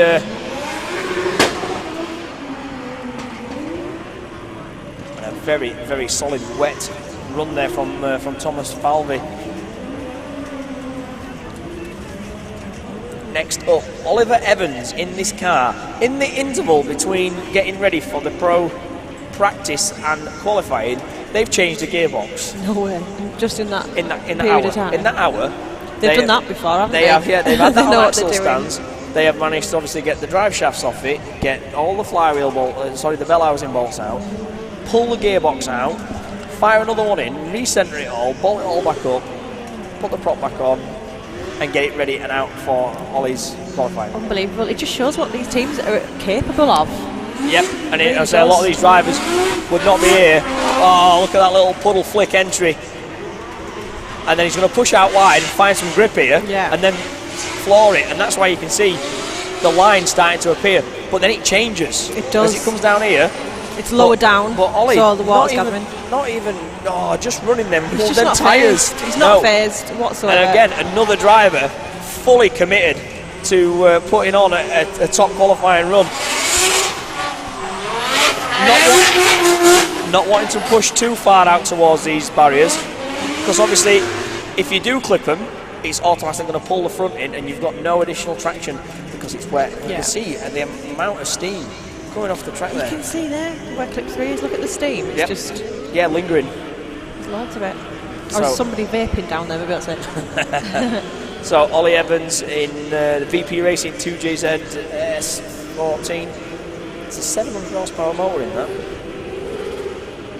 Driving obviously with Link ECU and Washley. Also, interesting fact about Oliver Evans, he's an ex-professional BMX rider, much like myself, if I've not already told everybody plenty of times. Which I'll probably get a dig from. Yeah, he's good on a bike. He's got, and that relates. So from that BMX, there are also quite a lot of riders who made the transition into drifting. One of the most famous ones, Luke Fink, Australian driver, world champion BMX. No way, that's fantastic. Yeah. What a different sport as well, completely different thing. Right. Martin Wanacott. Martin Wanacott in the ultimate boat, just because this thing's huge. I love Martin. He's such a nice guy, always smiling, puts a hell of a lot of time and effort into this car. But it's a family affair. He's got his sons here with him, his wife's here, and great, fantastic to see him get the win at round 2 in terrible conditions. Yeah. And he's not afraid to hammer this little chaser. I said little chaser, this massive chaser. And that is why he kept his foot in. Yeah. So again, he's gone out wide and pegged it into the wall, but he's managed to keep his foot in. So he's managed to keep his foot in to stop it pulling the car into that, and he crossed the line facing the right direction. So again, it was a bit of a hard shunt. We're going to show it in a minute. Back end of that car already missing. In again. And that, all them bits of plastic, I think, is more. You see a bit of metal coming off. Yeah. That is one of the bumper brackets that hold the car on. But judges might penalise him for the impact or being quite hard, but they can't obviously say that he spun or was out of control. No, he carried on. He put, like you say, he kept it in and crossed the line in the right direction. Interesting fact about Martin's car as well. It's a 2.51 JZ, but it runs nitrous oxide on this. So it's about 700 horsepower in this car. Drops him into 20th position, probably just because of the amount of impact that caused towards the finish of that. Lithuanian lunatic, Adamas Vaskelis, in this E46, 1,000 horsepower. I can't even get my head around that, 1,000 horsepower. Turbocharged. Well, and you'll see it in a minute, to be fair. He's going to be one of the only guys that comes around this track and absolutely smokes out South Bank. And I can't wait. Yeah. That's what we like to see from him. He just goes full send, really, doesn't he? Every time. There's no filter. No, there's no gradual. No, there's no filter between brain and foot pedal. It's everything or nothing. He is fully committed. And you can see why they call him the Lithuanian lunatic. He's limiter bashing that car down there and enters early, finds smoke where there isn't any, and he's just smoking out Southbank in the wet, left foot braking. So he's left foot braking to balance the car but keep it on power, the turbo spooling, whilst obviously coming round the track and just making it look effortless. He does, doesn't he? Yep. You could imagine that his arms are flapping about, fighting the steering. He's not in any way. When you look inside the car, he's just cool, calm, collected. Yeah. And he's finding smoke and grip because of the amount of wheel speed he's generating in that car. And as the judges there, they're all like, my God, John Calvert's like, what did I just see there? This guy's just, smoking 1,000 horsepower in the wet. He's just blows your mind every time you see him out there. Well, lunacy and commitment at the same time. Definitely. He says himself he's got no brain. Yep. Life's too boring to drive slow cars. Yeah. Life needs more drifting. Yeah. So that rounds off all of our qualifiers. That's their first run. Then obviously we're going to switch it back around and then go back to our not last place qualifier, but obviously the driver who finished in the top 3 yesterday, which then obviously flicks it back to Nerjus Volectivus.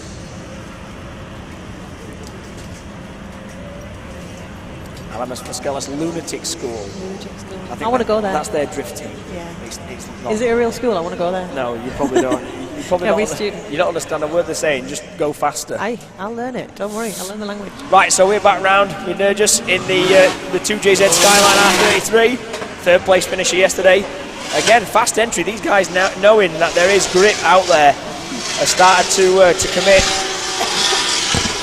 But it looks like the dry line is still only on South Bank. Yeah, you can see it's just completely changes, doesn't it, coming out of 3, and it's just catching everyone out a little bit. And this is where it's all down to your driver's skill. Yeah. You know. And also knowing your car, knowing how it's going to react when you change, transition, or you move from a dry patch to a wet patch. Definitely. As to what it's going to react like, and that again all comes down to seat time. So Nerd just stays in 8th position at the minute, having an average of 36 runs, but his first one at 63 keeps him up in that 8th position. So we are back to Ian Rutherford. This guy's probably turned more laps around this track than anybody else here combined, being local. And a big mangy flick entry there, off power, not using that hydro. And now, as you can see, he's too far down the track. The car has found grip and he's run out of speed. That's why he was mid-centre and not pushing out onto the outer edges of the track. Managing to gather it up and get into that power zone as they've come through the box area. And then transition from 5 and outwards towards 6. And you can see the walls moved out already. Where everybody's... And you can see he was absolutely flat on the power there to stop himself getting in towards that wall. As they transition through the dogleg and hit the water, it naturally just pushes the car out wide. So it was currently in 2nd position with an 83. I don't think he's going to better that. No scores dropping in. Ian will be happy with that to have qualified. Yeah, that first run was fantastic. It's quite hard to beat that one, so yeah, he'll be happy with that for sure. Interesting fact, if Ian Rutherford finishes in the top 4, he gets the opportunity, if he wants, to stay in the pro category. Hence why Hugh in the 86 has done the same. But we're back to the action now as we've got Carl Farrar, or Dango, as he likes to be known, the drift rock legend in his own mind. First place winner yesterday, and rightly so. Doing really well in what he thinks is an underpowered 350 horsepower JZ. I actually think it's about 5. I was going to say, he's 350. He's playing on it. Either way, he can drive that thing. Oh, yeah. And it's good to see a different chassis that's actually working. You can see a lot of these drivers are now starting to realise that, and just a bit of a spin there, because obviously as they come around that last corner, having to keep the power pinned so that it don't push out wide onto that wall. Was that spin after the line? Yes. Yes.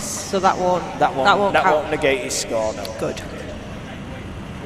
One of the newer chassis, like I was saying, that's out there on the grid. So obviously trying to get parts for that body-wise and panels and whatnot, probably a bit easier than some of the older cars like these S-body. That's the only thing with these cars, that getting on a little bit, aren't they? They are.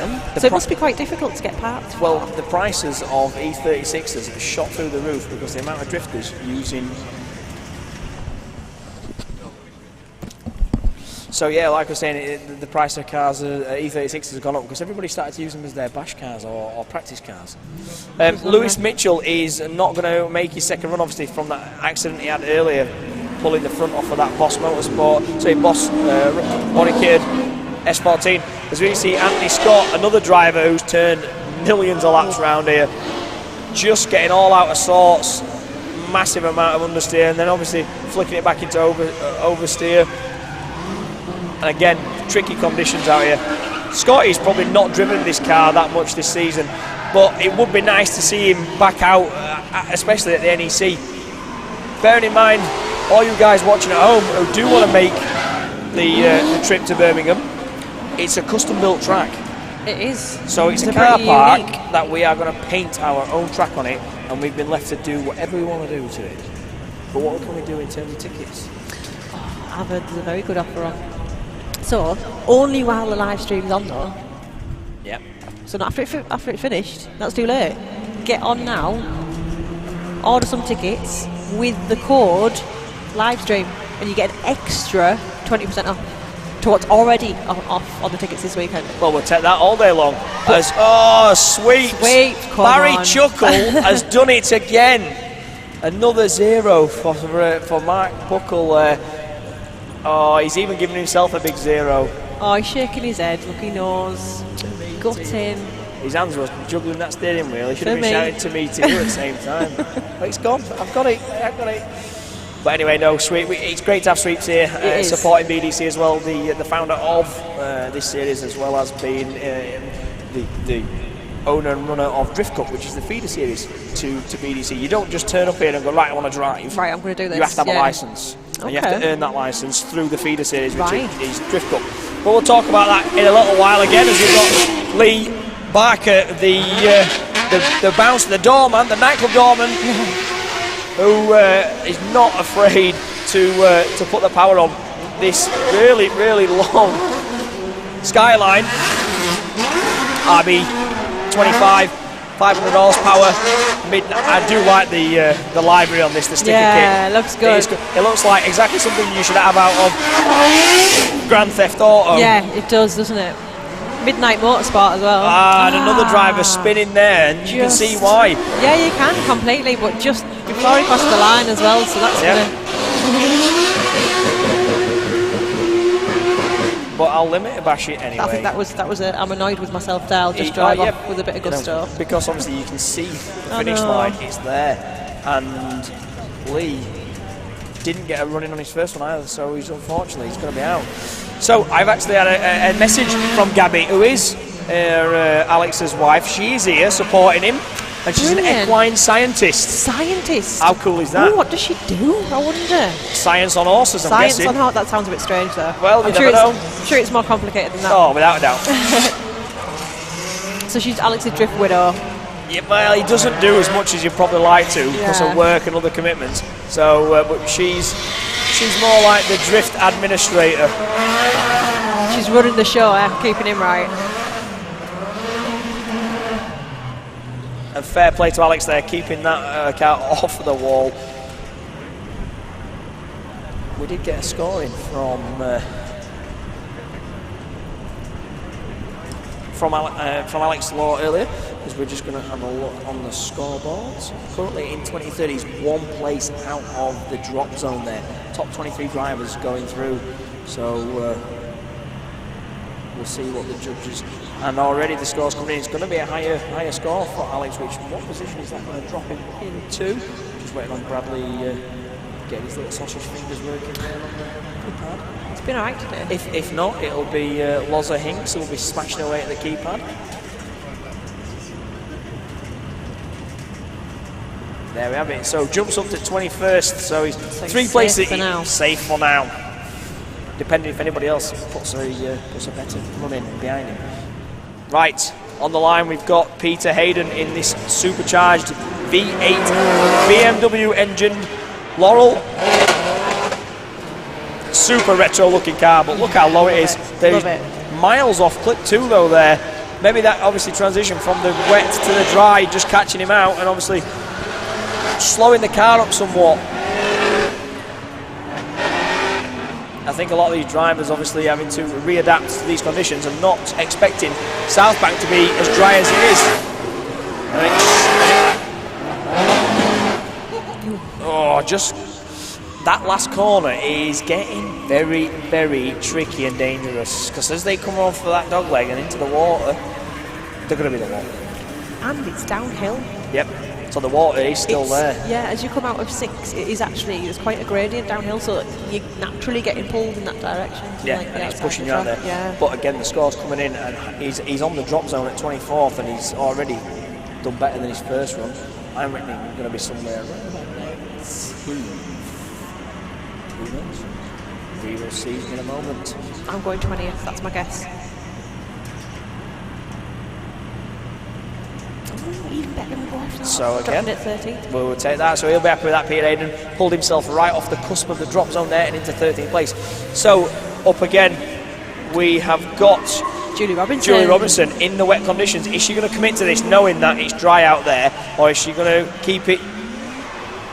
And well, you can't take anything away from there into clip 2.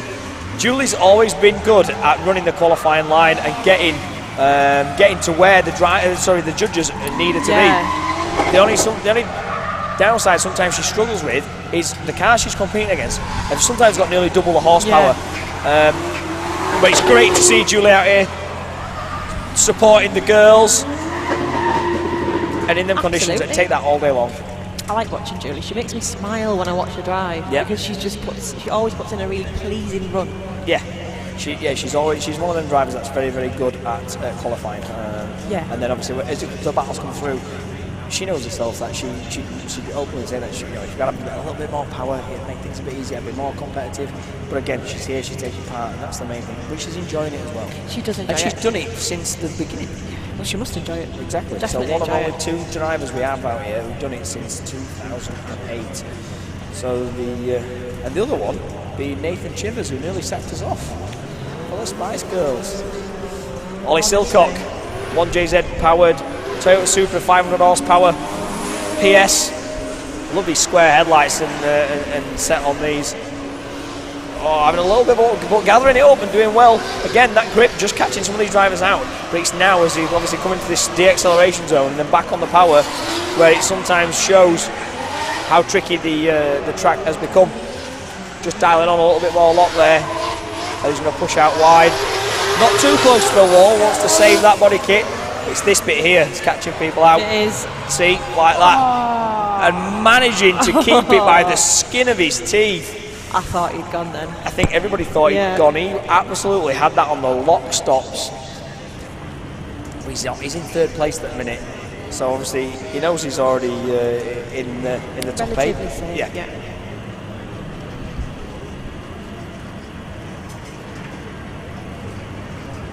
So we're just waiting on the judges' scores coming in.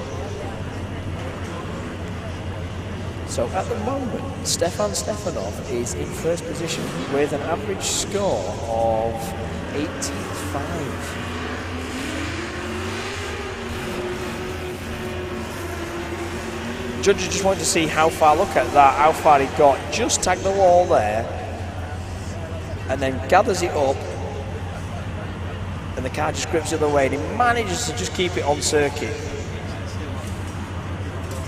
But I don't think he's going to be too worried about that because he knows he's already got the safe run in from earlier on in 3rd place.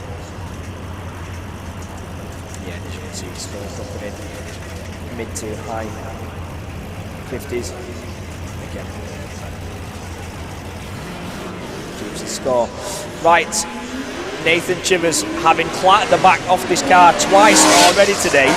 He broke a hub on it and changed the hub. Jamie is his pit guy. Pulled the hubs off it because he bent the wheel in. And as you can see, all the back of that car completely exposed.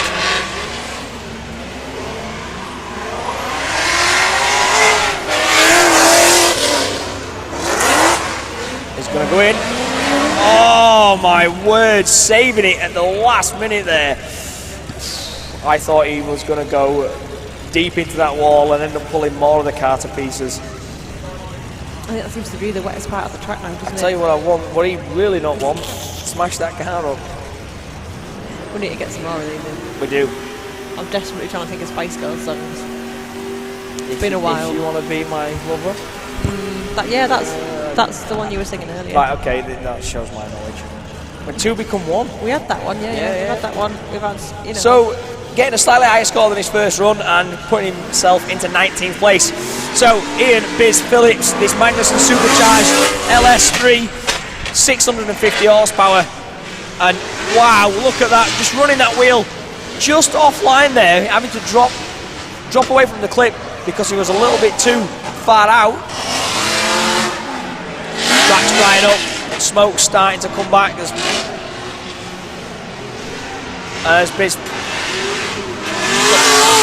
These guys are still fast over this line, and it shows.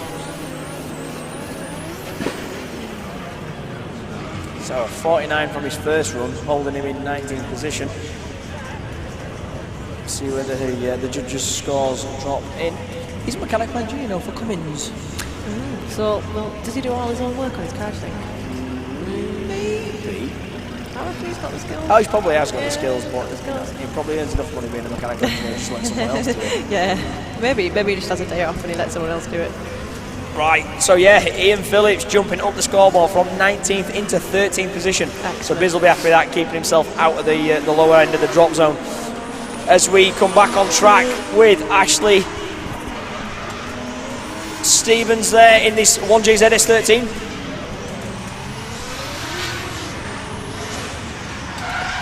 Oh, and a spin there. As he was off the outer dry line that had started to generate, and then just obviously losing the grip there and having a spin. So unfortunately a 0 there for Stevens. Jason Clark is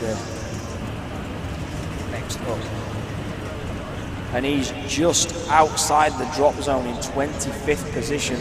So we need to. He really needs this one to count, doesn't he? He needs to make this one count. Jason Clark, Slide Motorsport, 2JZ. Oh no, what? Even the judges there were starting to wince. Oh, and JC, I think that's going to be the end of his day today. He's outside the drop zone and trying to put everything into that entry, and it just didn't work for him there. Dropping a wheel off track, car pulled out straight, and it's...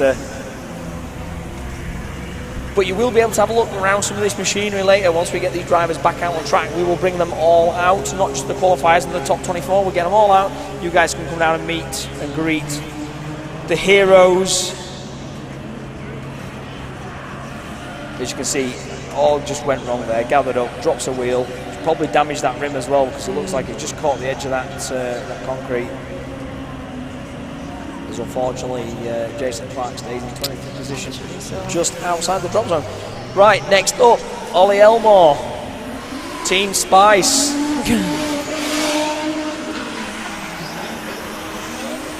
Committed entry there, using the handbrake a little bit instead of a flick entry, and a little bit away from clip 2 as he fires down South Bank towards the infield. Oh, having a wobble, having to straighten it up and reinitiate. Ollie at the moment sat in 17th position. Maybe he can do enough. Oh, that was a neat save there towards the end and very close to that clipping point. Not sure if he's done enough to better his score there, Sarah. Currently sat in 17th. We'll see what the judges say in a minute. And there is 7 blue skies on the horizon. Fucking too bad at the moment.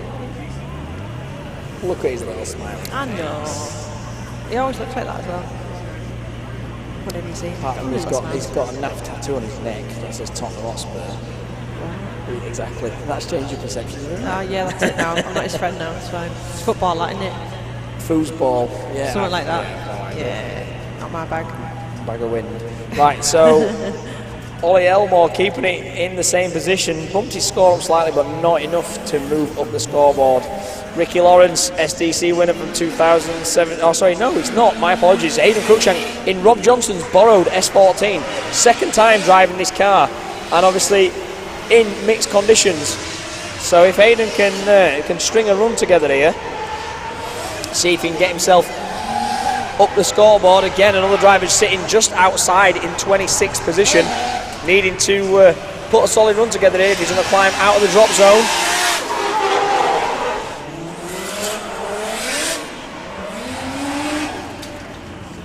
And yeah, managed to get a safe run in there. And in a borrowed car for the second time ever. He's used to the chassis because he's got a couple of these cars of his own, but obviously borrowing somebody else's, a friend's car, and saying, you take my pride and joy and hopefully don't crash it. How does the pressure not get to you with that? It probably does, and a lot of drivers will probably say, no thanks, I don't want to do this. Interesting fact about Hayden, he's the managing director of a light and sound company, so you know, like do stage stuff. Like events? Yeah, events and stage and things like that. So every time I follow him on Instabook. Facegram. And Aidan Cruikshank pulling himself out of contention and into a qualifying position, 20th place there. Matt Walker's probably going to relish having this little bit of bad weather in this little E30. Committed entry, way too committed. If he keeps this, that is a momentous save. And fair play to him there, and obviously the crowd appreciating that. Maybe not what the judges wanted to see, but nonetheless a valiant effort to gather that car up and keep it drifting when ultimately it looked like it had a spin. A little bit too much angle there and having to straighten up and reinitiate.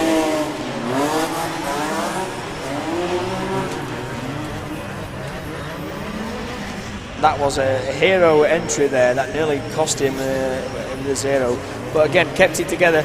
But it was a scrappy run. It was, but the it rest of it. I don't know how to handle it sometimes. You literally thought that was it. He's done. And no, he managed to hold it and keep it going. You can see why, because he already knows he's in a top 5 position or top 8 position, so he doesn't have to battle into the 16. So he's in there and done enough. So as we've got Oliver Bolton in this SR-powered S13, car painter, new build for this year, having a little bit of a managed to keep it on power though.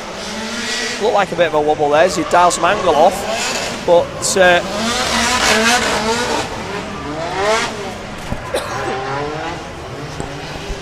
Put in a solid, a little bit of a wobble there as he's come towards the wall on quick 6. And just having a safe kind of re-entry there as he's come around that corner, not wanting to push out too wide. Let's just have a look at the minutes where he sits. Currently in 16th, so he's clear of the drop zone at the moment. Yeah, and it shows he's not going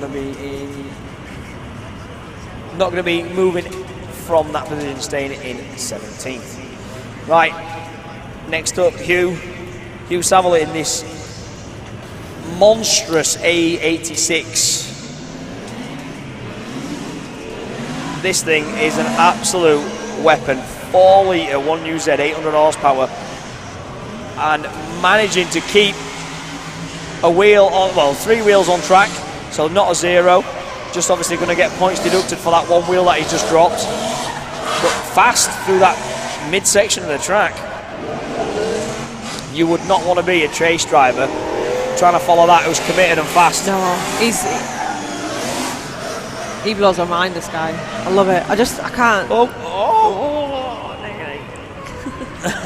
After the line, you were like, we're like, is he got it not? Hanging on for dear life. After the line, thank goodness. Yeah, just that much power in something so small, really. It's a brilliant car. I love it. It's a little bit different. So yeah, he was under pressure from not having a qualifying run from his first round. So obviously, seeing where he's going to drop in and what the judges' scores are going to be, if it's going to be enough to keep him in the top 24.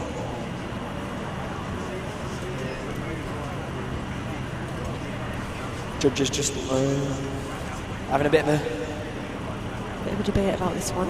Yeah, discussing a few points.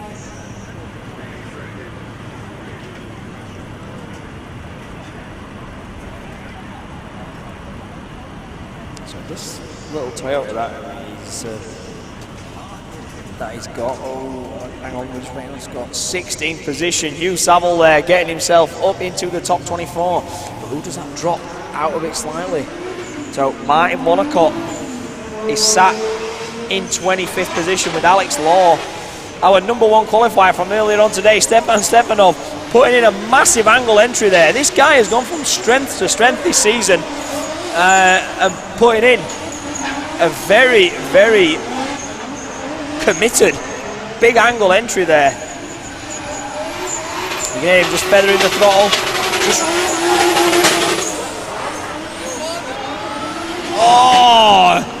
Wow, round of applause for Stefan there, tagging that wall, committed and managing to gather it up and stay on track. You can see why he's our number 1 qualifier from earlier today. You absolutely can. I mean, how he drove earlier on in the wet and managed to do that, I think astounded everybody in the tower. We were all stood on our feet clapping for him. That just shows it again, doesn't he? He's kind of gone out there and gone, do you know what, it's dry now. Yeah, exactly. I've got this. As you see, as he's come around this corner, hit that bit of water, and he's 90 degrees. Wait for it. He's fully sideways committed. Look, just tags it there, pulls the splitter off it, or almost, pops a tyre, gathers it up, keeps his foot in. He's still drifting at that. No, brake lights never even came on. No, they didn't, to be fair. If he'd have braked at that point there, the front of the car would have come round, he'd have clapped the wall and spun round. So, you know, if anything, it's only ever going to get better than an 85-point run, but he knows he's in first place already. Hence why he's probably gone out there and just thrown caution to the wind. Yeah, he's kind of just gone, well, it's dry as well. But I know where I'm at, I'm just going to send it. But why not think, I'll save the car, I know I've done enough. Because they like it too much. Because they are. Logic goes out the window. Because they're mental. Yeah. Logic goes out the window completely. It's the thrill and the adrenaline. Yeah, of course it is. They're here because they love it, aren't they, at the end of the day? So you go out there, it's not like you're not bothered about the car. No. You kind of, it's secondary a little bit. Because you would sacrifice the car to win. Of course, yeah. They would, they would. If it came down to the wire, any of these drivers, and it was a championship, even not even championship winning, but the event-winning run, and they would say, right, you're gonna blow your car up. You'd be like, yep, I'm having it. I'm in. Yeah. Right. Next on track, just having a little bit of a tentative entry, and I don't think he's going to need it because it has dried up quite a lot out there. Obviously, Scott Cartledge there, Birchwood Motor co-owner. TS13, 700 horsepower this one as well. Yep, it's a high rollers. 3UZ engine. And he was third place at round 1. Yep. He did really well. And look at the smoke out of this thing. That shows how much it's dried up, apart from that last corner. Yeah, but which is just getting everybody, isn't it, around there? But the heat from the cars and the tyres and that is obviously going to aid with drying up this section of track. Yeah, it shouldn't take too long for that little water patch to disappear, hopefully. Scott Cartledge obviously sat just outside the top 8. The top 8 drivers who qualify today don't have to do their first round of battles. They automatically get through to the top 16. It's then obviously from 8th position to 24, they battle each other, and the 8 drivers from that is then decided who battles the top 8 that have already gone through. Does that make sense? I think we're getting from 24 to 16. Right, I get you. And the top 8 just from this automatically go through. Yep. Great. Do you get me? I'm on it, yeah. Good. You're doing well, I'm impressed. I'm getting it slowly. You are, and it's only going to come with time, so that's a good. And we've plenty of it. 61. So he's very consistent. It's exactly the same as his first run. Mike Walton. Scary hair. I love his hair. I love his hair. From Owen's point, I would as well because he's got more than me. But anyway, fully committed there through clip 2. He had a wet run earlier, and the track has obviously dried out again since then. And it shows he's a lot faster and a lot more commitment there. And Mike, fully, look at the smoke out of this thing, fully committed. And another driver, wow! Fair play to Mike Walton there, just rubbing against that wall, not taking any of the panels off it and managing to keep on track. It's a ballsy finish, is that, to that move flat out. I think we've had that many runs in the wet earlier. Now they've just gone, do you know what? Sod this, I'm sending it. And they are, but what they're forgetting to realise is it's dry for 90% of the track. Until you get to the last bit. And the dangerous bit at the last bit, where that bit is a bit wet, is the bit that's coming catching around. Yeah, they do the full run. It's pretty much dry out there now, so they're kind of like, yes, I've got this, it's dry, I know what I'm doing. Yeah, last and then corner. And the last corner can catch them out. Yeah, so currently in 12th position, just outside of that top 8, but again... There's that gorgeous profile picture. I love that picture. I know, that is a pause like I have never seen before. But he's usually a smiley guy. So, scores coming in. 8th position for Mike Walton, just getting himself into that cut in the top 8. Right, track is now clear as we come back to Adam Simmons. Car body painter from Sheffield. Big flick entry there from Adam. Very, very committed and beautiful line up onto the track. No handbrake, carries all the speed and he's absolutely flying. You can see why, because he's not had to use any of the brake earlier coming into this intersection. Very, very clever thinking from Adam there, where he's going to commit to Southbank to carry the speed. And just watching all of the drivers, that was a very safe ending, and you can totally see why. Not wanting to not push. Worth the risk at the end. No, because he knows he's already in the top 8 already. So currently sat in 4th position, and if anything, it's the rest of his run was really, really strong in my eyes. Beautiful entry. So I think that's what we need to see a little bit more of, to be honest. Yeah, as he managed to flicked in there, he was very, very committed. Didn't use a handbrake. I keep going on about handbrake for all you guys at home who are watching. They have a hydraulic handbrake, so obviously it's the brake fluid and the hydro are all connected into the rear brakes. So instead of the handbrake you'd have in your normal car that you pull up and it clicks, they have a handbrake that's on a lever and they can pull it and it releases. And all it does is just send fluid to the back brakes and it can lock it when it needs to. Just temporarily puts them on. Puts them on. So they can use that to brake traction if they're initiating, but to do that when you initiate, you lose speed, and it's easy. It's an easy thing to do. It's very, very committed when you're going to flick it in, opposite lock, off power, and then commit to it to weight transfer, like the old saying of a Scandinavian flick. And when you transfer the weight from one side of the car to unbalance it and then reinitiate again on power, that is where the judges will reward higher, because it's the risk for reward. Obviously, it's quite risky because it could go wrong, like we saw with Jason Clark. But it's showing some real skill as well. Exactly, isn't it? and also that's where the judges will be looking for. And that's where the extra points are rewarded for that dangerous entry. Yes, for doing it not the easy way. So it looks like the judges are just having a little debate about Adam's score. Yeah, just obviously trying to recap the areas where they felt he was stronger versus some of the areas where he might have held back a little bit. But I don't blame him when it comes to that final dog leg towards Group 7. So yeah, just scoring an average of around about 61, so he's not going to progress any further than 4th, but he knows he's in the top 8 already, so he's going to be happy with that.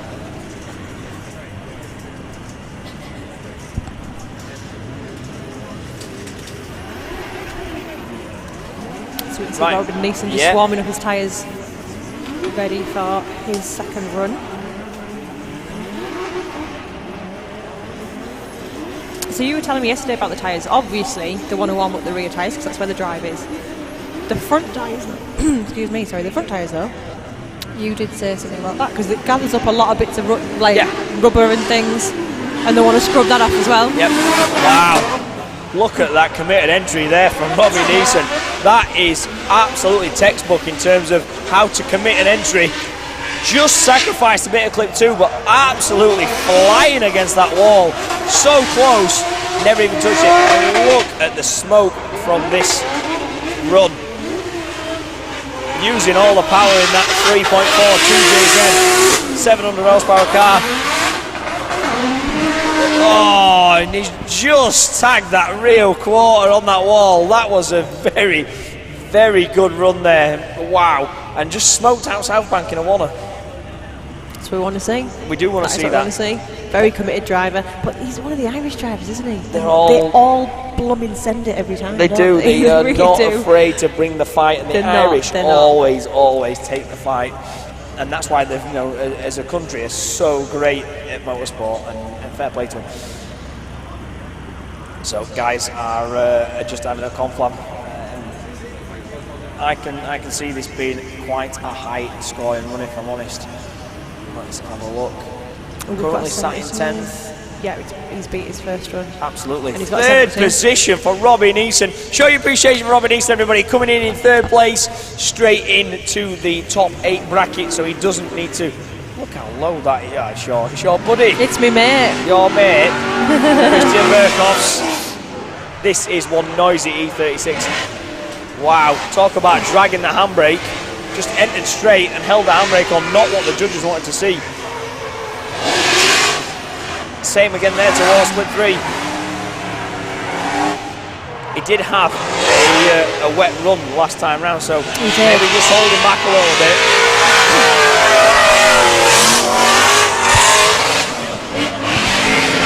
Nice finish over that line, just showing that the positioning as he's come across it kept him away from the wall because he was quite tight on the inside of that dogleg finish. But he did have he had a bit of a weak entry there. The judge was saying he was on the handbrake, straight line almost. He didn't initiate, just Are they going to be watching? Are they watching the back wheels locking up? Well, is that how they're going to? You can see a car when it's the smoke coming off the wheels. If you just pull the handbrake in a straight line, it's not what people want to see. No, it's just it's not the that's not the correct way to do it. It's just a weak way of entering. You just use the handbrake. Anybody can do that. Obviously, when you initiate and change transition and weight transfer from right to left, that's a lot more skill. But enough to keep him. To get him up into 10th position. Yeah. Obviously, it was probably the entry that held him back. Yes. Right, Ricky Lawrence. Currently sat in 5th position in the championship and currently in. Oh, look at that fast entry as he fires through and right high up the track as well. Oh no! And he shut it down. Masses are understeer then. Yeah. Car was trying to push on. He was off lock, so that's going to be a 0 from Ricky Lawrence.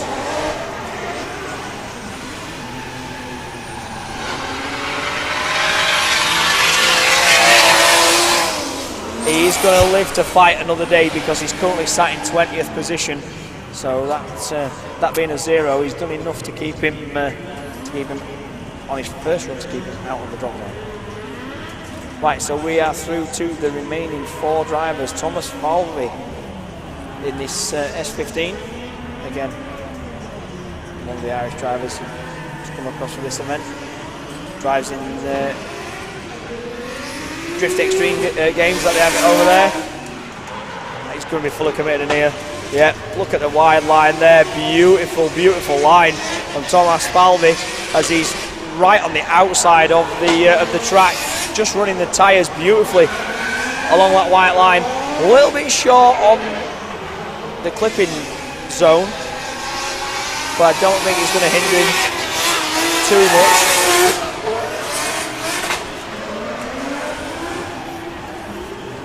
Very, very tidy run from Tomas Falvey there. He's going to be happy with that.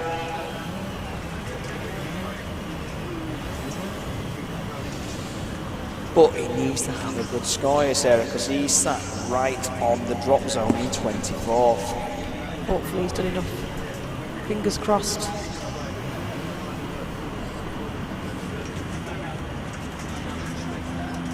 Judges again just having a little bit of a discussion, debate, figure out what they're going to do. We've got some scores dropping in. Oh, he's way up there, yeah, brilliant. Fantastic, and it shows, rightly so. Tomas Falvey in 6th position there.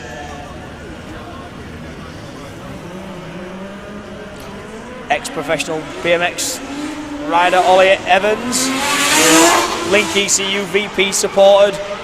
Wow, well look at that, just dab the foot brake a little bit there by the looks of it, just to unsettle the car a bit and get the wheels up. But look at the smoke from this, just rubbing the rear of that car along that clipping point. That is an impressive first section of this run for Ollie Evans as he flattens the throttle, smashes the pedal to the floor. Yeah, and rightly so, show your appreciation for Ollie Evans. Judges in here really, really respecting that. A super committed entry. Very, very great high line. Hit all the clips, ticked all the boxes. I've got a sneaky little shout out for Oliver Evans, actually. Jenny Rogers-Knight and Andy Frost would like to say a little thank you to Oliver for lending Andy his spare car. I mean, that's friendship, that right there, isn't it? Andy's had a bit of bad luck at the minute regarding his own build. He has. But as you get an in-depth shot in the back of Martin Walcott's car, another useless bit of information, but I'll tell you in a minute, because look at these scores. An 82. Brilliant. Ryan dropping in at 80. Is he into third position? Well deserved. Ollie Evans there smashing in a solid run, getting him into the top 8 of that. Right, here we have Martin Walcott sat outside of the top 24 in 26th position. Needs to put a big run in here to keep his championship hopes alive. Currently second in the championship, but already looking super clean. And fair play to Martin, having to get his game face on after having a poor first run. And this is this is much like we used to seeing from Martin. Let's just hope he can keep it all together through this final section. Yep, absolutely. Dealt with the pressure very well. He is quite cool under pressure, Martin. Yeah, he is, because he battled Alamus in the final at round 2 to take the win. So there might be some, depending how obviously the battle formations stand, can determine. Yeah, it can be a luck sometimes. It can be. They can, some people end up getting a lucky kind of route up. Not that there's always an easy win, but obviously then you can. But the pairings might differ, and then you might be stronger against one car than another, and Martin coming in there with a 14th position, and congratulations to Martin Walcott getting himself up into the top 24, making the cut. But who has that dropped into the drop zone? Hayden Cruikshank sat right on the drop zone. But it doesn't matter, because Alamus Pascalis has already qualified higher than that. Oh my word, Alamus Pascalis throwing a massive 90-degree angle lock. Look at the speed of this run, smoking out the track. The lunatic from Lithuania living up to his name and expectations. 1,000 horsepower E36 BMW. Wow. If he makes this corner, I think this might be on for a wow. That was absolutely outstanding. I think that's going to be up in there. It's going to be in the top 3, my guesstimations. I say every time, just sends it, full sends He it. did fully and send he really it. does. That entry was bonkers. That He carried so much more speed in that he was at 90 degrees and still managed to scrub the power and then get back on the power to be up towards the outer edges of the track as you run the outside line. I'd like to say it was a brave entry, but brave is probably It's not the real brave. word. He's calculated as well. Yes. He's mentally Yeah. calculated, but also He's so slightly focused. unhinged. Yeah, but that does him good. Yep, absolutely. So currently sat in 10th position on an average of 66. Scores coming in the 70s. He's going to put Aramis into 5th position. Excellent. So getting himself up into the top 8.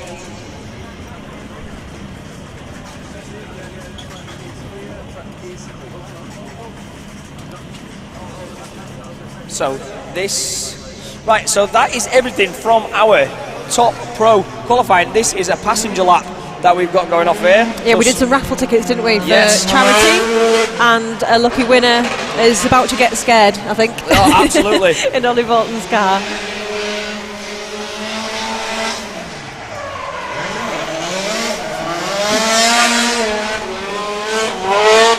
So we're also going to be doing more passenger raffle laps today for Info Cancer. All of the raffle money raised is for charity. Get down to the merch tent, because I think you can buy your tickets down there. Raffle tickets. So we are going to go through to our results so we can see where the top 24 are going to come up on screen. So qualification results: in first place, Stefan Stefanov, keeping that first position, 85th from that monster run he did in the wet. Ian Rutherford, local guy, coming second place yesterday in Pro-Am, getting through with Oliver Evans, Robin Easton rounding out the top 4. Aramis Vaskelis in the 1,000 horsepower BMW, Ollie Silcock, Adam Simmons and Thomas Falvey, top 8 drivers not needing to battle to get them into the top 16. Matt Walker just outside there. Mike Walton and Christian Burkos, Nurgis Volitskis and Martin Wannacott. It's a difficult name. It is a tricky name. It is a tricky name. Scott Cartledge, Ian Biss-Phillips, Peter Hayden, Carl Farrar, Hugh in the 86 and Ollie Elmore rounding out the top 20. And the final 4 drivers making the cut by the skin of their teeth: Oliver Bolton, Ricky Lawrence, Nathan Chivers. Getting spicy. And Hayden Cruikshank make the cut. Anthony Scott just outside of it. So that was the pro qualification. We had a massive thunderstorm in the middle of that. And then because of that, we are going to be delayed until 3 o'clock when we are back for battles. But in the meantime, we are going to get all you guys down on track. We're going to open the track up for everybody who's here. We're going to get all the pro guys back out, so we're going to get them all lined up so you can have 45 minutes to come and meet and greet all the guys on the circuit, get autographs, get your picture took. Ask nicely, say, can I have a sit in your race car, please, mister? If you've got any young kids who are into it, who want to have a go, it's the first time that you're going to be able to obviously get up close to these cars and also get the opportunity to maybe have a seat in them. So we are going to round up shortly once we've got the guys on track, and then we will be back at 3 o'clock. Myself, Ben Manuel, Sarah Hall, we will see you in an hour. Ciao for now.